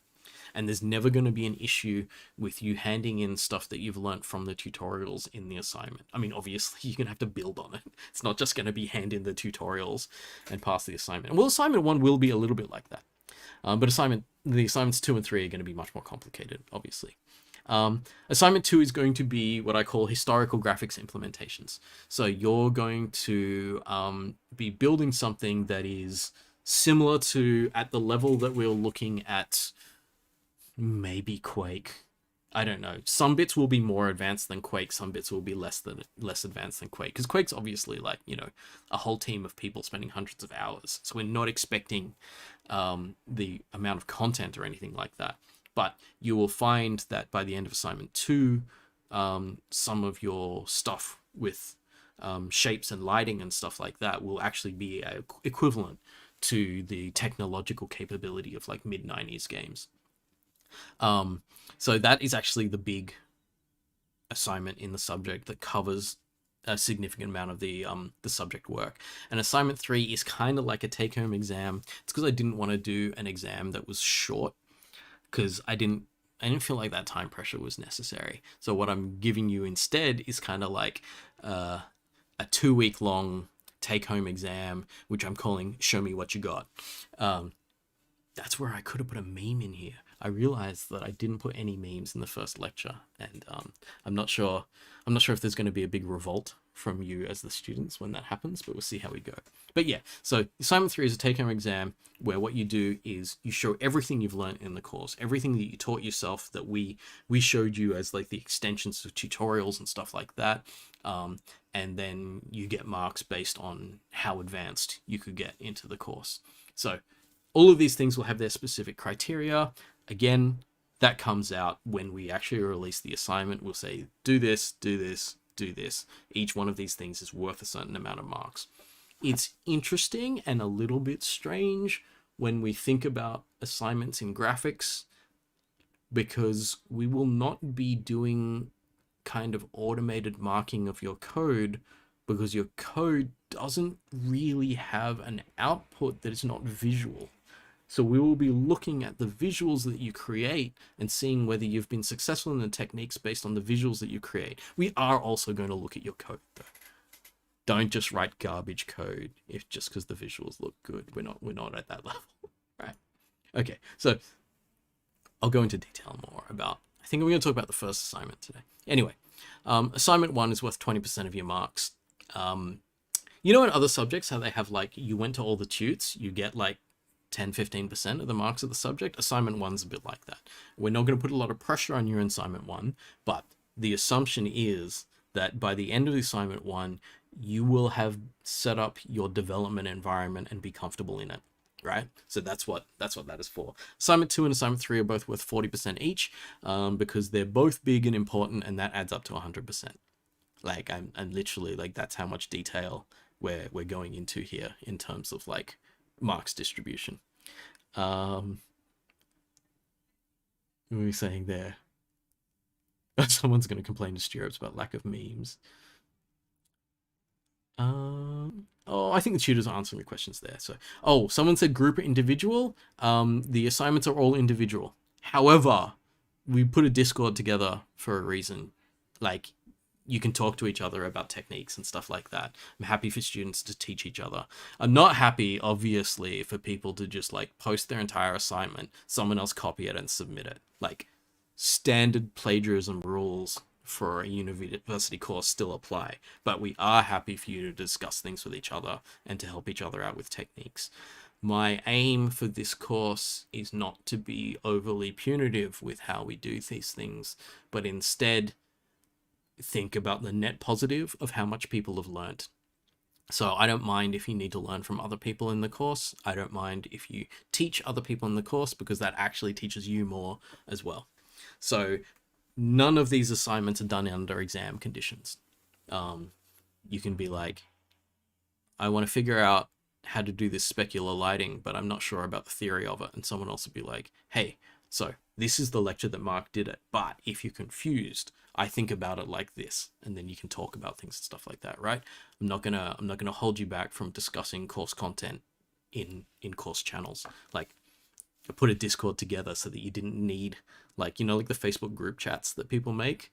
Like, I'm sure there probably is one for this course anyway, but if you hop on the Discord and you start asking questions like that, there's a chance you can even get a tutor to come in and go, ooh, let me help you with that, you know? So that's what I'm hoping for. As I said, you know, this is what I was saying from the beginning.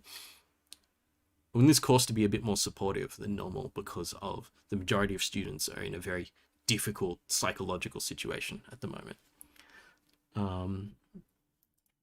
Okay, so first assignment.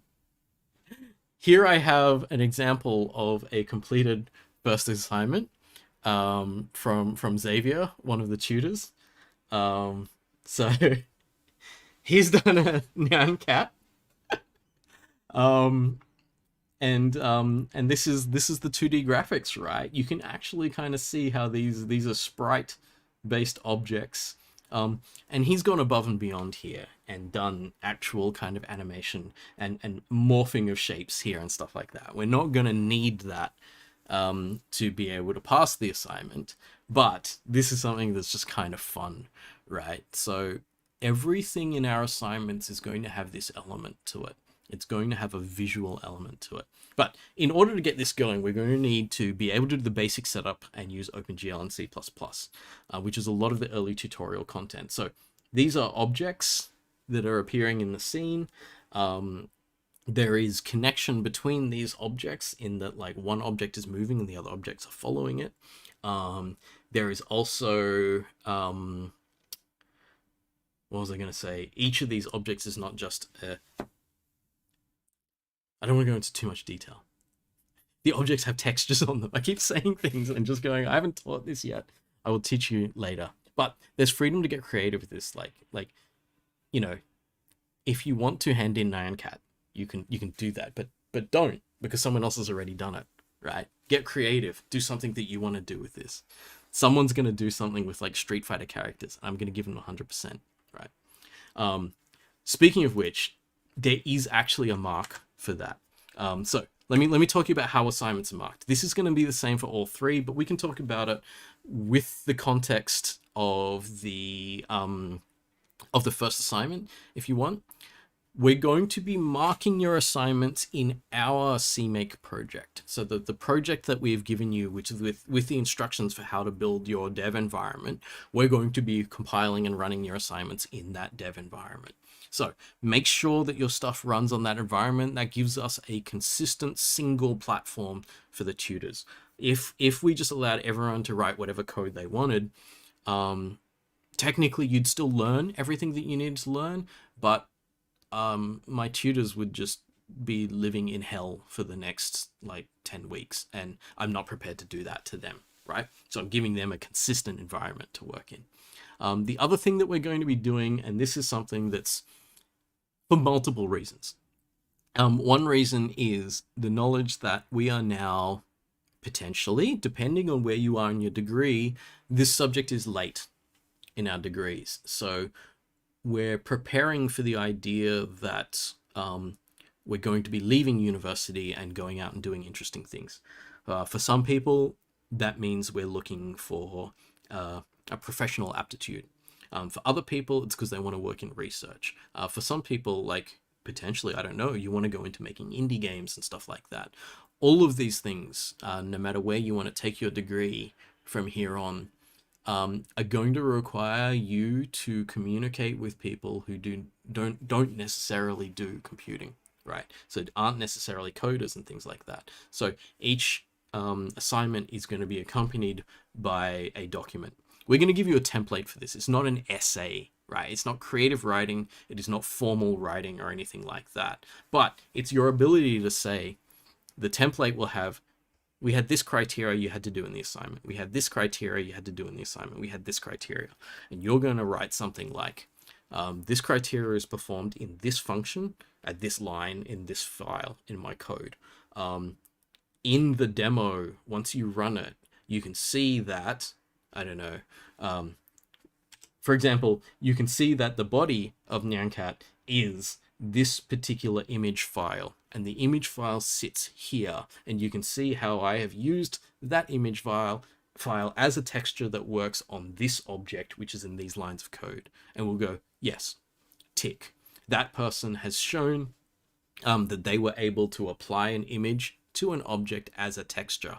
And then we could go on to say that the head is connected to the body via such and such technique, and that is here at this line of my code, etc. So it's not like you have to go, you don't have to break down the techniques or anything like that. You just have to be able to say, this is what I did and how I met the criteria.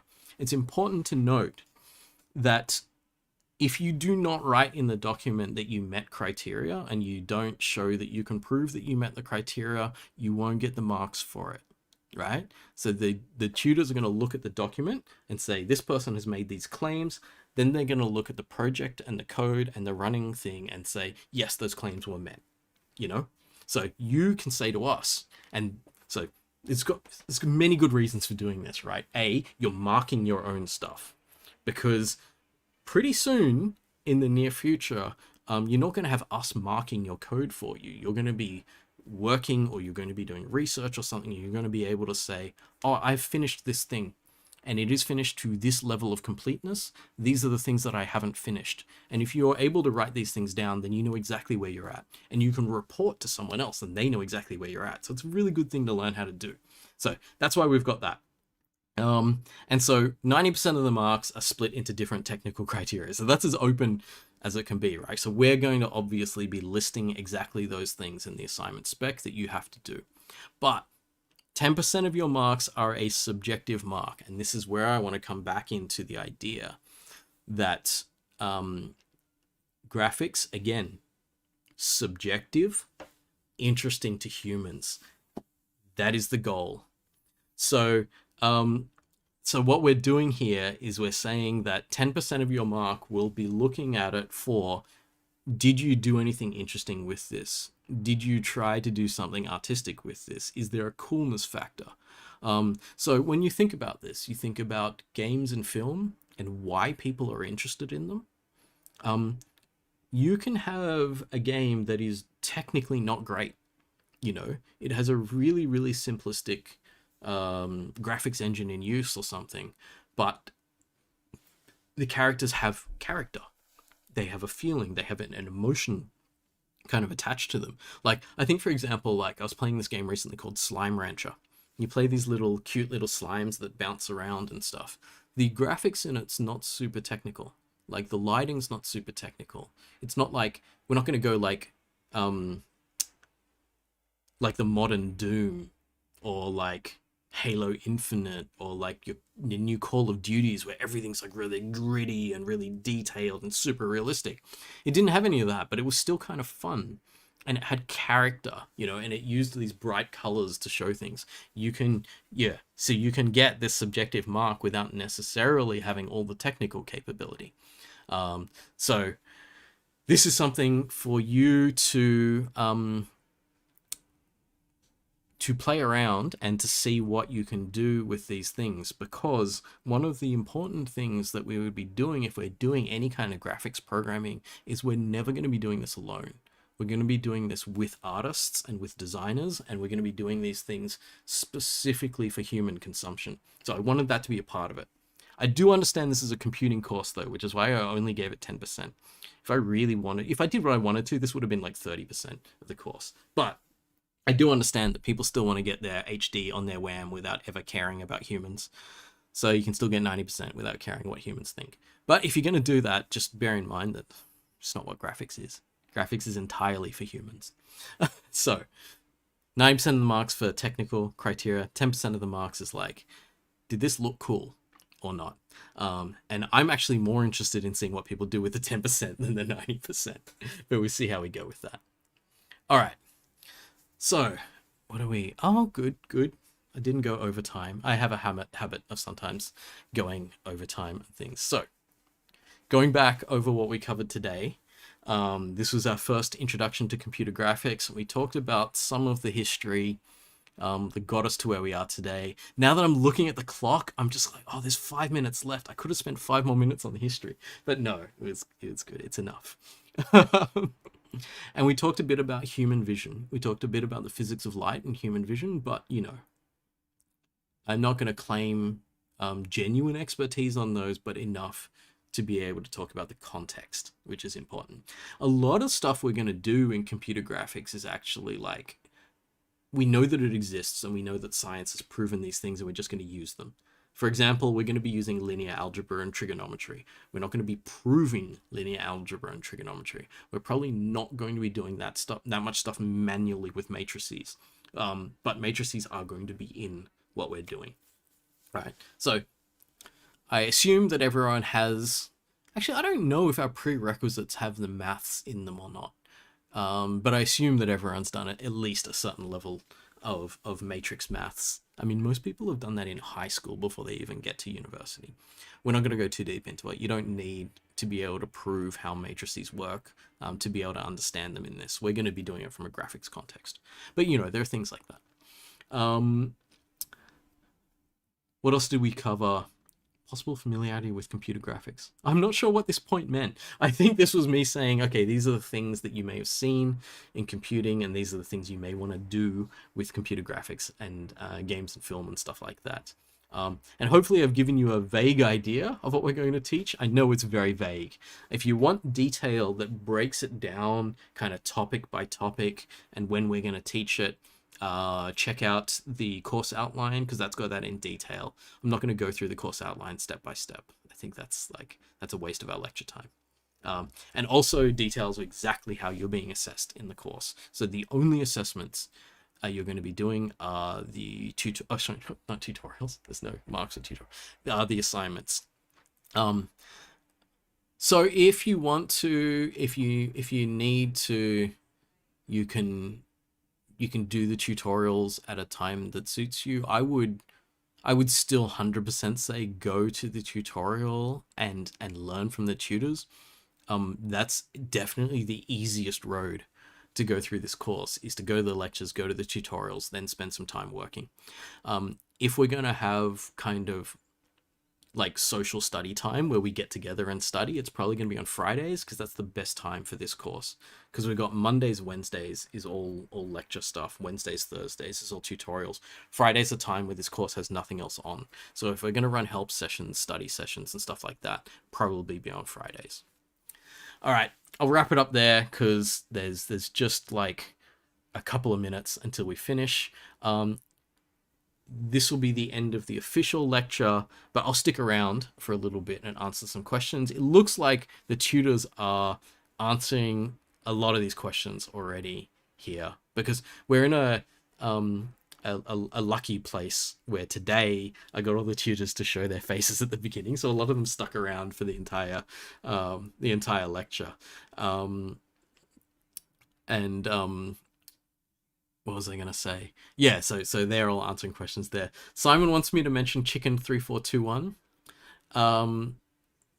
Is that the code base? There's part of the code base that's been named Chicken. Is that what you're talking about, Simon?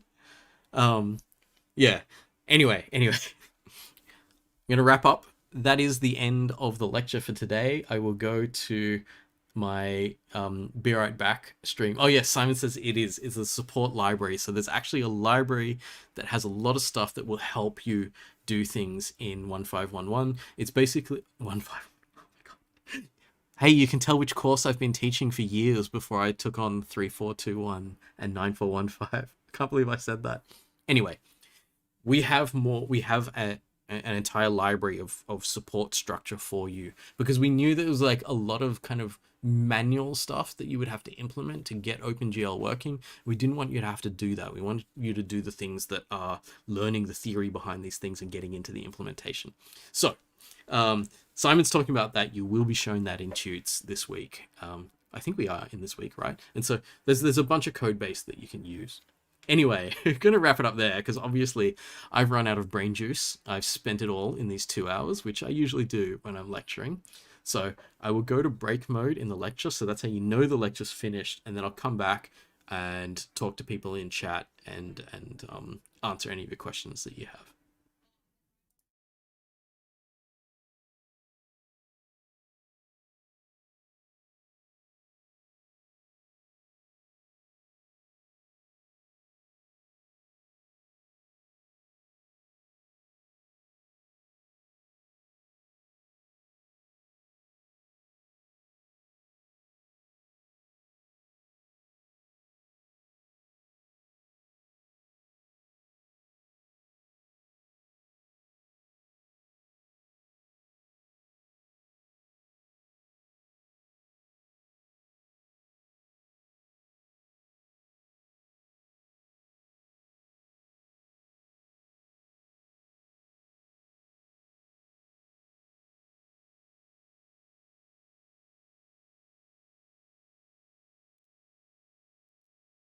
I'm back. Thank you all. There's a lot of thanks in chat there. So I think there's a lot of people who are excited for this course.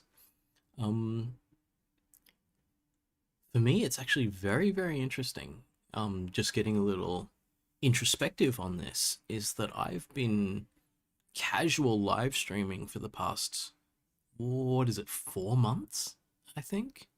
And then going back into lecturing. So the last time I started live streaming, in a sense, when I started live streaming 1511, we were like going straight from formal stand-up lectures into that.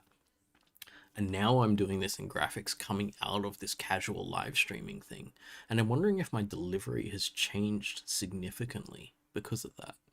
Like, I'm wondering if I'm like just kind of like much more chill and loose about how I deliver things. I don't know if you've noticed that for this course, I'm doing less slides per lecture. 1511 was just this overly dense kind of like, oh, I must force information into human brains so that they've got their prereqs for all these other courses.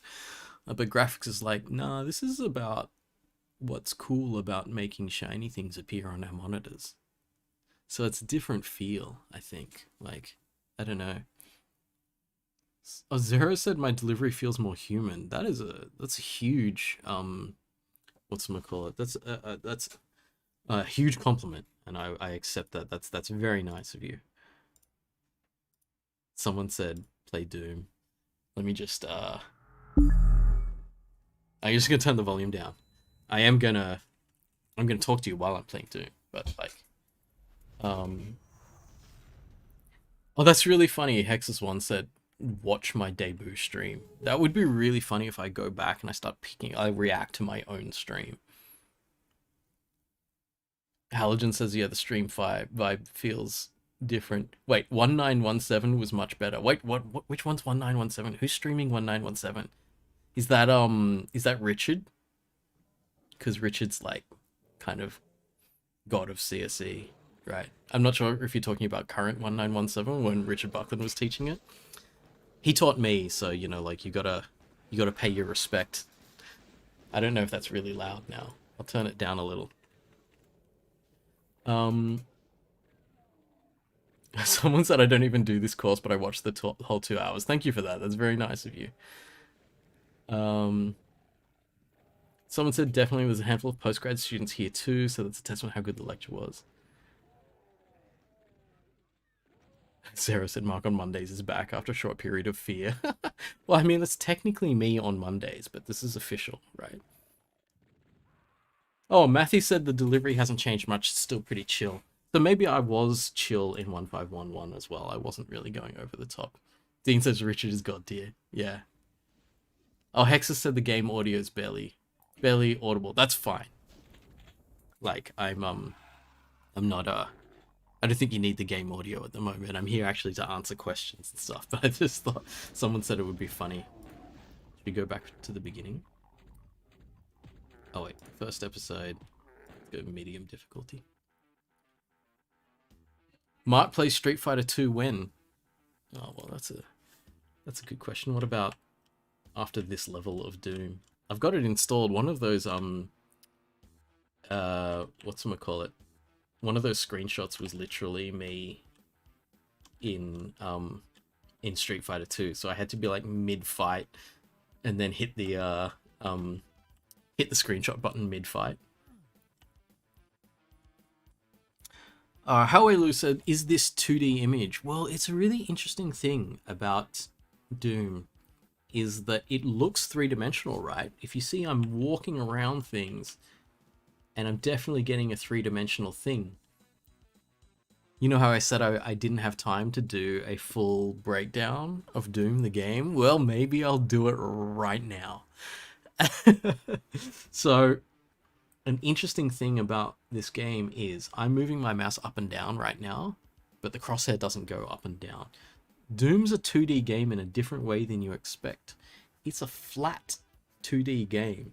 If you've played a lot of this game, you've seen stairways go up and down and things like that, and this illusion of height, in a sense. Like here, I can go up, and I'm up here. The interesting thing about this game is everywhere you can be, there's only one position you can be. So I can't walk under that platform that's up there. I can only walk to the edge of it, but not under it and not above it. So it's not true 3D because there's a flat plane where things can be on different heights, but you can never be in two positions that are above or below each other. So that's the kind of 2.5D-ness of Doom. They were limited in their capacity technologically to have a full 3D environment where you can actually walk under or over the same position. So through cunning level design, they have made it so you never notice that. You know, you walk around and you just believe in the world that you're in. And then you think you're going up and down things and you appear to be doing so. But what we think of as the Z coordinate, so if there's an X, a Y, and a Z, the X coordinate is like left, right, the Y coordinate's forward, back, and the Z is up and down. That's not true. The X and Z are on the flat and the Y is up and down. The Y is less functional in Doom than it is in a genuine 3D environment. See, like when I'm shooting, there's no up and down height, but I'm still hitting that imp that's throwing fireballs at me. So I don't actually have to have the crosshair on them, I just need to have it vertically aligned with them. So that's an interesting thing about Doom. The other thing about Doom that's interesting is the objects. I'm pointing at the screen here. But you see this gruesome body in front of me. I'll walk around it. And you can see how it's actually rotating on the ground to aim at me. It's see, it's like rotating. So it's a single sprite object that doesn't actually change depending on the angle I'm looking at it. It is a 2D flat object where if I'm moving, it's just aiming at me. That's a technique we still use nowadays in particle systems. We're not even teaching particle systems in this course. It's not super relevant. But yeah, so that's interesting. So that's where we see the sprite-based thing happening in the game. So that's another part of the game that's not 3D. It's actually 2D. Let me just go back and look at chat. Lorenzo was asking if I can look up and down. No, you cannot look up and down. That's what I was saying.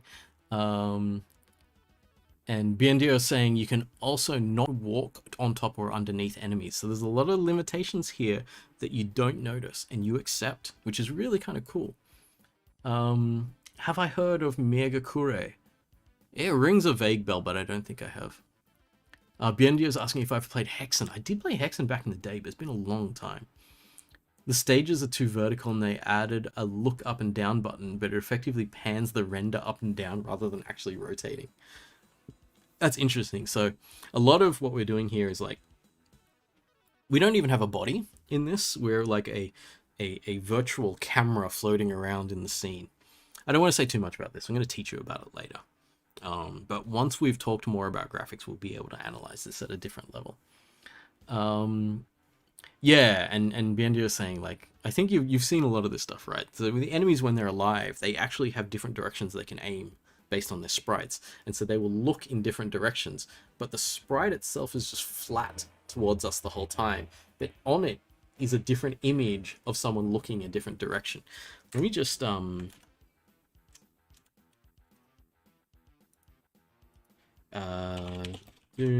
sprite maps. Pretty sure these are publicly available. See the genuine ones. This might be an enemy. Yeah, this is one.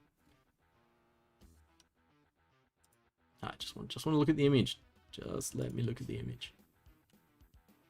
All right, so this is one of the demons, and this is if it's facing towards you, and this is facing to the left, facing a bit away, facing entirely away, facing to the right and away, facing to the right, and facing to the right and forwards here. So you can see this one in particular, you can see its entire rotation.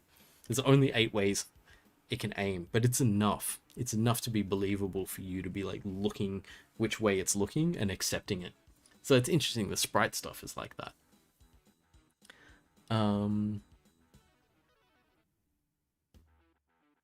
Oh, so Megakure is a 4D game. That's kind of cool.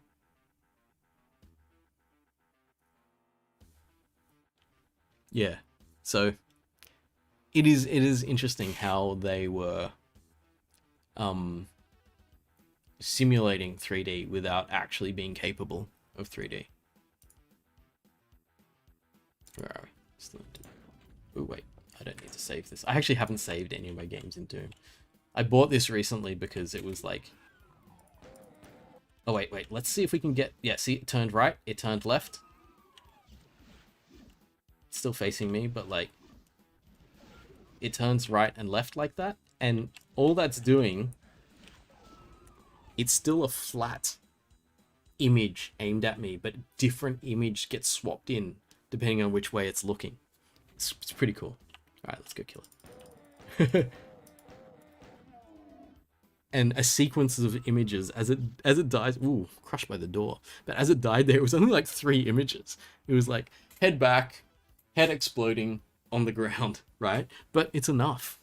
Like, and that's what like all the hand-drawn animation stuff is always like that. It's just a sequence of images where we're the ones putting the movement on. It's our imagination that actually stitches this together. Again, I'm going to talk about this on Wednesday. I'm going to talk a lot about the technicality of graphics on Wednesday. All right. Benji is saying these were actually scans of clay models. So they took clay models, scanned them in different directions, and then I assume after scanning them in different directions, someone drew them. Because these have a very hand-drawn look to them. And hand-painted. You'd be surprised how much manual art there is in games. Like, pretty much everything you have is in games has been hand-drawn by someone in some way. Like, if you just look at the face at the bottom, I don't know if anyone noticed, but the thumbnail for this week's lecture, I put my face over that face at the bottom. That's just a series of images that someone's drawn in, like a pixel art, like a Microsoft Paint kind of thing. Alright, we've completed the first level. Got most of the items. No secrets. Oh, there were secrets? I think I remember going through these and getting secrets. Wow, the par is 30 seconds if you want to speedrun this game. Alright, let's quit. Alright, what other questions? Dean is a very good question there. Why were they incapable of making it in 3D? Were they limited by software or hardware? They were limited by both. So it's too early to talk about that. I'm going to talk about the hardware on Wednesday, because I need people to know what a graphics processing unit is before we start coding them. What was I going to say? But they were limited by software as well because they didn't know how they were going to do things yet. So the idea of using the system that we now know as polygon rendering, which is like kind of the system that everything is using still in games, didn't exist yet. So they were still toying around with algorithms that we've now gone so far beyond we don't even kind of need them anymore. So it's kind of interesting.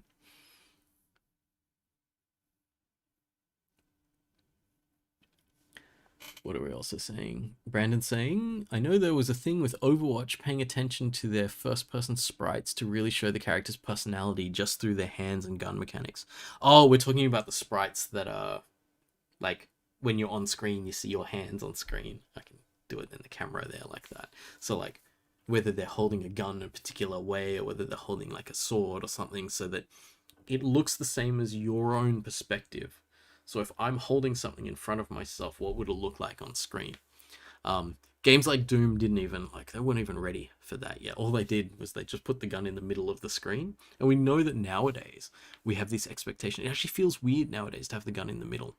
If we play a lot of modern first-person shooters, we see it coming in on an angle from the side because that's kind of how you'd hold it. Kind of, but also kind of like arbitrary.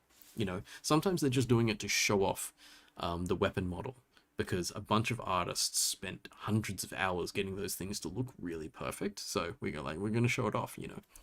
It's so funny in so many first-person shooter games that you never see the character model, even though the character model for like the marketing purpose of selling the game is usually really, really detailed, and it's part of your identity in the game, but it doesn't exist, right? Like you're just a camera floating in space with a weapon that hits things. So it's very, very interesting.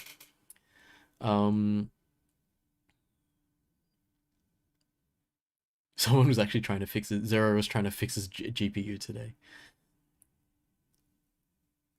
Hexus one is the view bobbing just the entire scene shifting up and down? Maybe. Might be the scene, or it might be the camera within the scene. Often it's the camera within the scene just doing these little things like that. Kaiji was like, I thought you were a left-hander in Doom. Yeah, it's a bit weird, isn't it?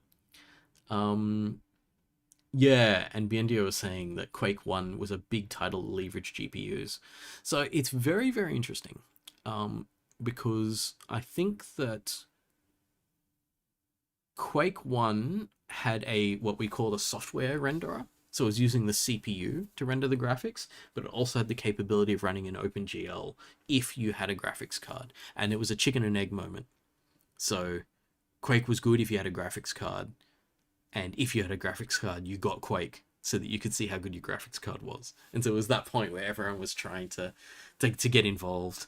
A lot of people had kind of seen the writing on the wall and they knew the graphics cards were necessary. I'm going to talk about this on Wednesday, by the way. If anyone's poking in my slides on Wednesday, you'll see this whole section on graphics cards and like, what's the deal with that piece of hardware? Why is it separate? You know, but we'll talk about that later. Noisy says, damn, how could you know so much about an early 90s game? Some people get into this too much. I get into this a little much as well. But I was also there at the time and playing them. But also, this isn't the first time I've taught this. So this is the first time I've taught graphics at UNSW, but I used to teach game development and stuff. And so I think knowing a lot about the history of how these things work is something that I need built up as my expertise in a sense. There's still gaps. There's still huge gaps in what I know. It's a shameful thing to say, but I have never finished a Mario game, which is really kind of awkward considering Mario is, I would say, the cornerstone of the entire platforming genre, which is possibly one of the most important genres of games in general, and I've never finished one. I'm one of those people that's like, I can play lots of games, but I'm just bad at platformers, and so I've never really put the effort in. Anyway, oh, TF2's view models, yes, same kind of thing. TF2's a lot of, they're very careful with their silhouettes, so that your peripheral vision, in a sense, can detect things. Trent asks a question about what I think about the debate surrounding having hyper-realistic graphics or a well-defined art style in games. My answer to that question is yes. You love it when I do that, right? Because it's exactly how I feel. Sometimes I think the hyper-realistic thing is really interesting. And it can be really immersive for specific things, especially if it's hyper-realistic in an environment that you couldn't be in. So it maintains a kind of a fantasy. So something that you don't do in your real life, but you can be immersed in and believe. But on the other hand, a well-defined artistic style is amazing, you know? And you can have a well-defined artistic style in a hyper-realistic game. It works the same way. But sometimes I love games that say, this is an artistic element that resonates with you in a particular way, and you're going to love it because of that resonance, because of that nostalgia, or because of that recognition of something. So a good example, I think, multiple people talked about this already, is something like Genshin Impact. Not realistic at all. But the best thing about it is the gameplay's not realistic either. It is never trying to be realistic. But what it has is an art style that gives you this kind of, what is it, like fantasy anime, nearly a Miyazaki vibe to it. I mean, Miyazaki has video games as well, the Ni no Kuni series. So it's not the only thing that looks Studio Ghibli, but you get a really great feeling from that because it gives you this kind of cutesy fantasy world kind of feeling, and so you know that it's not serious, and you don't have to be serious about it in a sense. Whereas you play like Gears of War and it's like gritty chainsaws and stuff, but then there's also this kind of like Gears of War has got this hyper violent feel, like everything about the feel is violent. So it's like sometimes it's good, sometimes it's just like, just chill, please chill. Please stop taking yourself so seriously. But even Gears of War doesn't take itself seriously. Anything with like close in slow-mo shots of chainsawing through something is like, we know this is schlocky, and it's kind of fun because of that as well.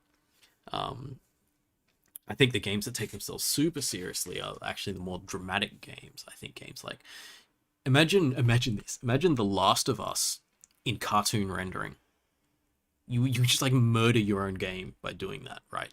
The whole point of The Last of Us is it's dark and it's gritty and it's like the fall of human race kind of thing feeling.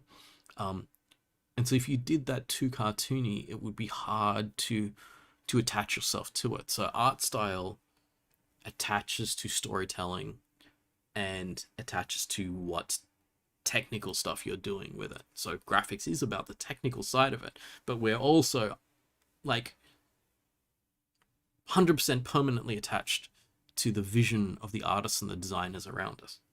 Borderlands, another good example of that.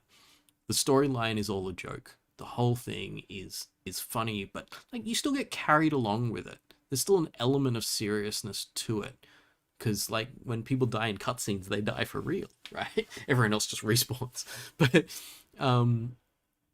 at the same time, there's so much comic relief in it, and the entire thing is drawn like a graphic novel, you know.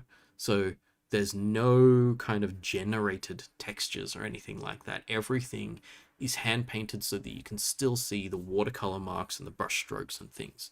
So what they wanted it to look like was like, I would say late 90s, early 2000s comics, where people didn't have as much of Photoshop and everything to make things look really smooth, and there was still real paint going on paper and stuff like that. So they go back to that kind of feel.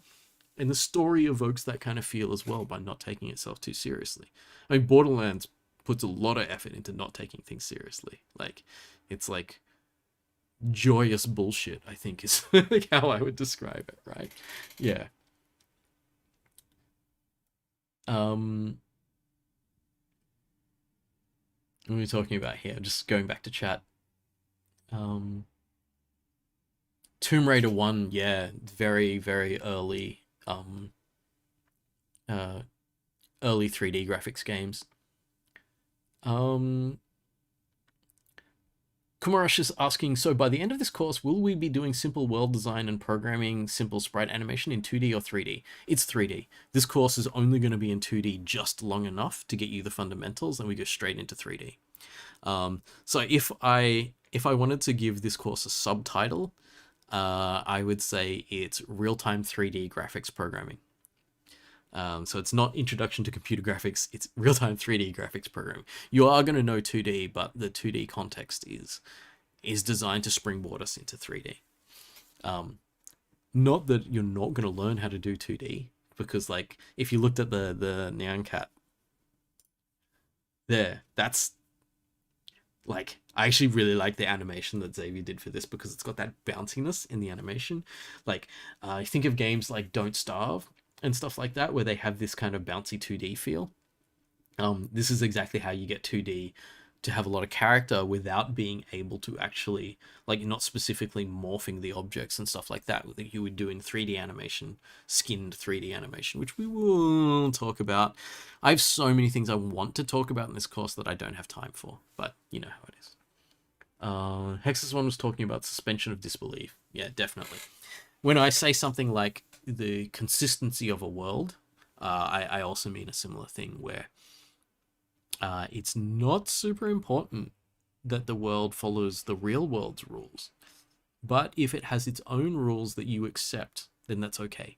Like we do magic in games, and magic literally doesn't exist. Sorry everyone who believes in magic, but like, you know, you can't just throw a fireball. But if someone, say, freezes something and then you throw a fireball at it, we have this expectation that some kind of chaotic reaction is going to happen there, because it's like, ooh, opposing elements hitting each other. But in reality, it's kind of like that's not how physics works or anything like that. But when we see magic in games, we already have an expectation that it's going to go a certain way. So it's interesting. So if we believe the rules, then that's enough. We will accept that world. And I'm going to talk about this later in the course, but none of the lighting in the games they're doing is real. I mean, of course it's not real, because it's all virtual, but it's not even real. It's not even close to the real physics of light. So it's interesting, yeah. Opposite example, Conker's Bad Fur Day. I remember that name, but I can't remember the game. Trent was saying, didn't Telltale's Walking Dead do a similar thing in a comic book art style? Yeah, and that was interesting. And I think that what they did with the Walking Dead Telltale game is they were leaning into the fact that the Walking Dead was a comic first. So they did do, like, actually a Borderlands-y art style, but with some serious consequences in the storytelling. So I like that. I like that there's an example that completely counters the point that I made. And I actually think that's a beautiful thing, because that means that the artistic expression that you can see in games is not limited. It's not limited by me saying, like, you know, because I would nearly consider what I said then to be a huge mistake. What I said was these art styles must match the story style. But that's me restricting art, which no one should ever do, you know? And so what they have done is they've gone, well, why don't we lean in on this comic feel, because The Walking Dead was a comic, and anyone that thinks that comics can't be serious, can't tell serious stories, obviously hasn't been reading comics, you know, obviously doesn't understand the depth of seriousness that are in some comics. And Walking Dead is one of them, right? Walking Dead, and for me, Sandman is like one of the classic comics, which is like very, very serious. I read this other one called 100 Bullets a few years back, and I ended up buying the whole thing because I loved it so much. So lots of interesting things. Other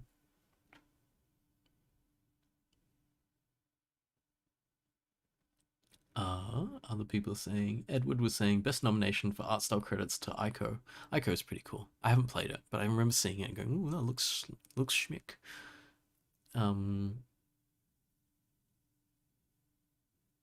Biendia says, I still advocate for Comp 9018 advanced graphics to come back. I did that when I was a student, but it hasn't been around for a long time. We'll see. I'm not about to. I think people who know me already know where I am with this kind of stuff, where there's so much that I kind of could do or want to do at UNSW, and it's just kind of like, I don't have time for that, you know? I'm barely keeping my head above water with this subject, you know? So, as you can see, if you look at Wednesday's lecture, it's only about half finished. So tonight and tomorrow is going to be a busy time for me to get this finished. And also, I promised to release an assignment by the end of the week, so it's going to be a lot of work, and the most computer games I'm going to be playing is like that bit of Doom. I might try to sneak some dailies in Genshin as well, but like a lot of it's going to be, I'm just going to be working like pretty long hours this week to get that out. It's funny, you know, like students always talking about like pulling all-nighters to get assignments finished. Like sometimes we pull all-nighters to get assignments released. Having said that, I don't think this, I'm trying to structure these assignments where it's just like, here are the criteria, do these things. Like it's not like 1511 where the structure is really, really specific and has to be done because what we're doing is teaching people who've never done any coding. Whereas here it's like, nah, you can code. So all I'm going to tell you is like, here are the goalposts. Go for it, you know? Sam was like, maybe you can't just throw a fireball. I wish. Could do some fun stuff like that. Zero is saying, I want a sci-fi game in the same air of Three Body. You're talking about the Three Body Problem, the novel? That was a pretty classic novel. I think that's what you're talking about. Not sure. That would be really cool. It would be a really interesting game because I think that novel's very cerebral. So I feel like story game, low action story game kind of thing. Hexus 1, can't wait for a course entirely dedicated to Phong shading. You're kind of in it. It's not entirely dedicated to Phong shading, but we are going to be doing a bit of that, yes. Lorenzo, sounds like we could just save everyone a lot of effort if we just skip the assignments. I think that'd be so funny. What we do is we just do lectures and tutorials, and at the end of the course, you give yourself a mark. And you can say, this is how much I think I understood of the course. There's been some really interesting research, which is why I'm actually doing this for the assignments, that students can give themselves their own marks. And they're very, very correct in doing it. If they're being honest. If they're not being honest, the whole system falls apart, obviously. So that's why I can't do it. But I've actually done that before in courses where I've said to the students, you tell me what mark you got. And then you tell me why you got that mark, which is exactly what, where is it? What this thing is. Like, if you've got an HD in this assignment, then you should be able to tell me which bits of code match to say that you got an HD. And I'll be like, I'll just have a look at it. If it matches, it does. And I'm like, yes, you did, you know? The funny thing about this is I find that a lot of the very responsible students will downmark themselves. So it's just really funny. They'll be like, oh, I don't think I completely did this. I think I kind of fluffed it. And they'd be like, I don't care if you fluffed it. Like, the result worked. And yes, you could have coded it differently and stuff, but I'm not going to not give you the marks for that because the result worked, you know? So I think that's the funniest thing. But like, so much of the time when you ask students to do this and you go beyond and you say, these are the marks assigned to each of this criteria, you tell me what mark you got. They will give you an accurate mark. Unless they're lying to you, and then that's a different story entirely. But that's a different thing. I don't really care about that. If students are going to lie to me, then I don't care about them. I'm not going to teach you. Don't care. Go off, do whatever you want to do, you know. Or fail the course because I figured out that you were cheating. But students who actually want to learn, this works really well because it allows them to look back over the code they've written and go, that worked, that didn't, it's okay, but this thing works and stuff. And then to actually have to write it down is like the burden of proof in a sense, as you go, no, I'm sure this worked, you know? Or you can be like, I'm not sure this worked. So let me write it down and say, it kind of works. And then your tutor will look at it and go, yes, I agree, it kind of works. You can have half the marks, you know, that kind of thing. So it's very, very interesting. The Dunning-Kruger effect. I think the Dunning-Kruger effect is not necessarily where we're at. Because Dunning-Kruger effect is often like people not realizing what they don't know. I think it's actually more of an imposter syndrome thing where people think they don't know something when they actually do. Like they do understand it, but they're just downgrading themselves out of like humility and stuff. I've seen plenty of people who are like very, very good at particular things think that they're not. I think the worst is like when you think you're good at something, but you're actually not. That's the scary thing. I think that's the Dunning-Kruger thing.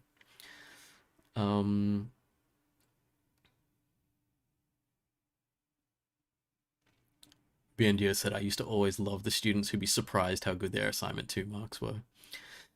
Hexus1 says, what's the most impressive graphics trick you've seen in games and movies? That's very hard to say. I think this is awkward because I'm not impressed that much by graphics anymore. Now I just assume that graphics has to be amazing. I'm actually impressed a lot nowadays by things that aren't graphics but look as good as graphics. So one of my favorite films of all time is Aliens. 1986 Aliens predates CG. So the introduction, I guess, of CG into realistic CG into film is probably dated around Jurassic Park 1993. Non-realistic CG is like even earlier. That's Tron, what we were talking about, 1982. But Aliens in 1986 does a whole bunch of stuff with forced perspective with miniatures and things. And that movie holds up to the present day. You can watch that movie right now. I would love to tell a graphics course to watch that movie, but it has no context. But in me, I go, watch that movie because it holds up now. It's a great movie. It's just got great storytelling, but it has... literally has like people in suits, in alien suits attacking you, but not you. I love how I talk about things like they're games, attacking the characters, but they believe it and you see it and it really works. And they've got this kind of pseudo technology and stuff and it all works. And when you think about it, they were actually shooting bullets around and blowing stuff up because it was all real. So I actually found that as like a super, super interesting thing. So we're talking about, oh yeah, people saying, yeah, they're definitely people who have very surface level understanding who think they have mastery. Yeah. I think it's actually really funny. We did, I can't remember when we did something. It was like a survey of people and how much they thought they knew about, say, C, the programming language. And it's funny because like, in the context of like me teaching 1511, and people go, how much C do you think you know, Mark? How good do you think you are at C? Because you're like the master of C at UNSW. You're the one that teaches people how to do it. And I put myself in the middle. I was like, I gave myself a 5 out of 10 for C programming. And people were like, what? What do you even mean by that? And it's like, because there's so much of that language I don't know. and I don't understand. There's so many things that can be done with that programming language that I'm just not that good at, that I don't think I'm that good at. And I consider that to be a realistic appraisal of what I can do. And so it'd be funny because I'd get someone who's like a recent student of it, and they would mark themselves higher than I did. And I think that's just because they don't know yet what they don't know. And I think that's the Dunning-Kruger effect, is you haven't found out yet how much you don't know. And there's definitely a scale in mastery of learning any topic where you start to learn more and you love it. You're on this upward curve and it's beautiful. But then you hit a point where you know enough to see what other people are doing and stuff, and then suddenly you're dropping down on the curve because you're having to recalibrate against genuine mastery. So you go up against, like, you've been doing it for 6 months and you're like, I'm good at this. And then suddenly you notice people who have been doing it for 20 years and you go, what even are they? I don't even understand. I can't understand what they're doing. My understanding is so far behind these people. I don't know how they got to where they are. I thought I knew this language, you know, I thought I knew this development cycle. So it's interesting, like that happens. Yeah. And you get to the point where you know what you don't know, but you don't know it yet. So it's like, you know that there's so many gaps in what you know, and you know you're going to have to build it up. And that's interesting. That's where it breaks a lot of people, right? So some people, it's like, oh, this is a wonderful world opening up to me. There's so much stuff I don't know, which means I'm never going to run out of content. You know, when you play games and you don't want them to end? That's that feeling. But for other people, sometimes it's like, well, that means I'm nothing. And that can force a lot of people out of things. I think that education is all about trying to push people into the other side, not into the I was trying to complete everything and now I know I can't complete it. But we're pushing people into this other side of like, there's so much stuff to yet be discovered and it's going to be amazing. I'm never going to run out of content. If I can get people to feel like that, then that's the successful educator, you know. But it's not easy. It's never going to be easy. I can even talk about it like this. Still doesn't mean I can convince you to think that way. Telling someone to think something is never as effective as allowing them to discover that they think that way. And that's incredibly difficult. So that is where, like, you know, when I talk about myself as an educator, it'd be like, yeah, 5 out of 10. I can do some stuff, but I'm so bad at some things. And I don't know how many of my students are actually coming out of this with the ability to genuinely teach themselves from then on, never need me again, which is another one of those goals that a lot of us have as educators. Yeah. Okay. What are other people saying? Biendio said RT stuff is done well. This is great nowadays. RT, I'm assuming you mean ray tracing. There's some really cool stuff with ray tracing. It's very, very new. Kind of Unreal Engine and NVIDIA have been hanging out together and trying to get some calculations for how light bounces around. That's how I want to describe it. I will potentially talk about ray tracing at the end of the course. So the final bit of the course is going to be like, what didn't I teach you? So if I took you through all of the 80s and 90s in teaching the technical things and got you up to the year 2000, then what has happened in the last 20 years that you might want to look into yourselves in the future? Ray tracing would be one of those things. There's other things as well that are really cool, but, you know, I'll talk about it later. Zero said the Valley of Despair is the name of that phrase. Wow, that's a good name. Zero's talking about Interstellar as well. Yeah, that's pretty cool. The way they did the black hole based on genuine physics research, and it looks so good. Yeah.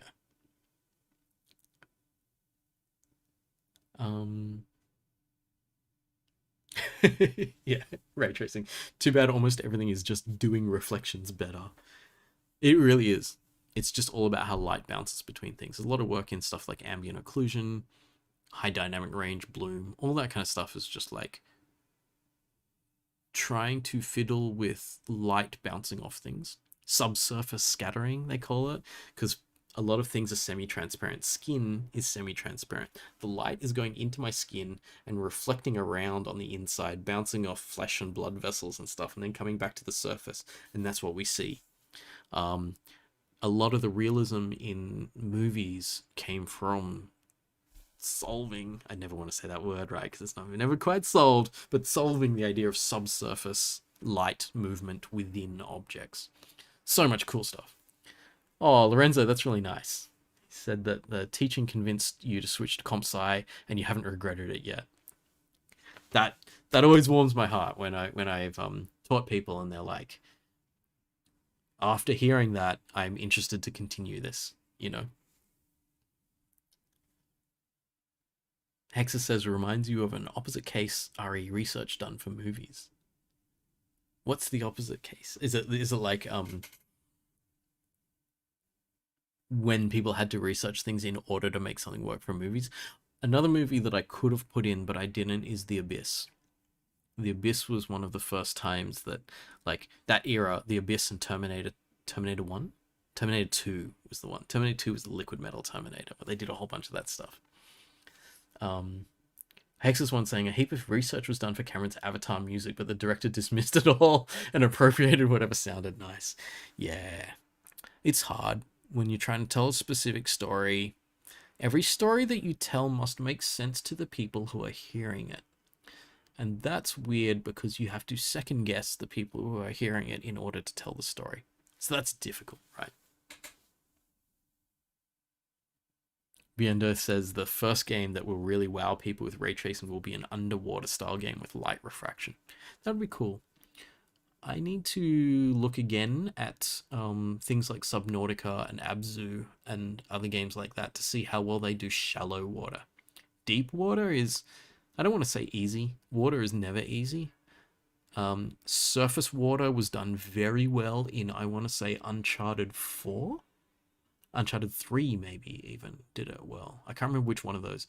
Very, very good splashing water where you can't see through it, but the froth and stuff is very realistic. Hard to do that in real time. But just underneath shallow water in, say, like a tropical environment, that's super difficult. It'll be interesting to see how that works. Okay. I'm going to stop. It's been 45 minutes over the normal lecture time. I do like to talk about these things. I know I did say when I was developing this subject, I was committed to these conversations after the lectures because I think they're very interesting.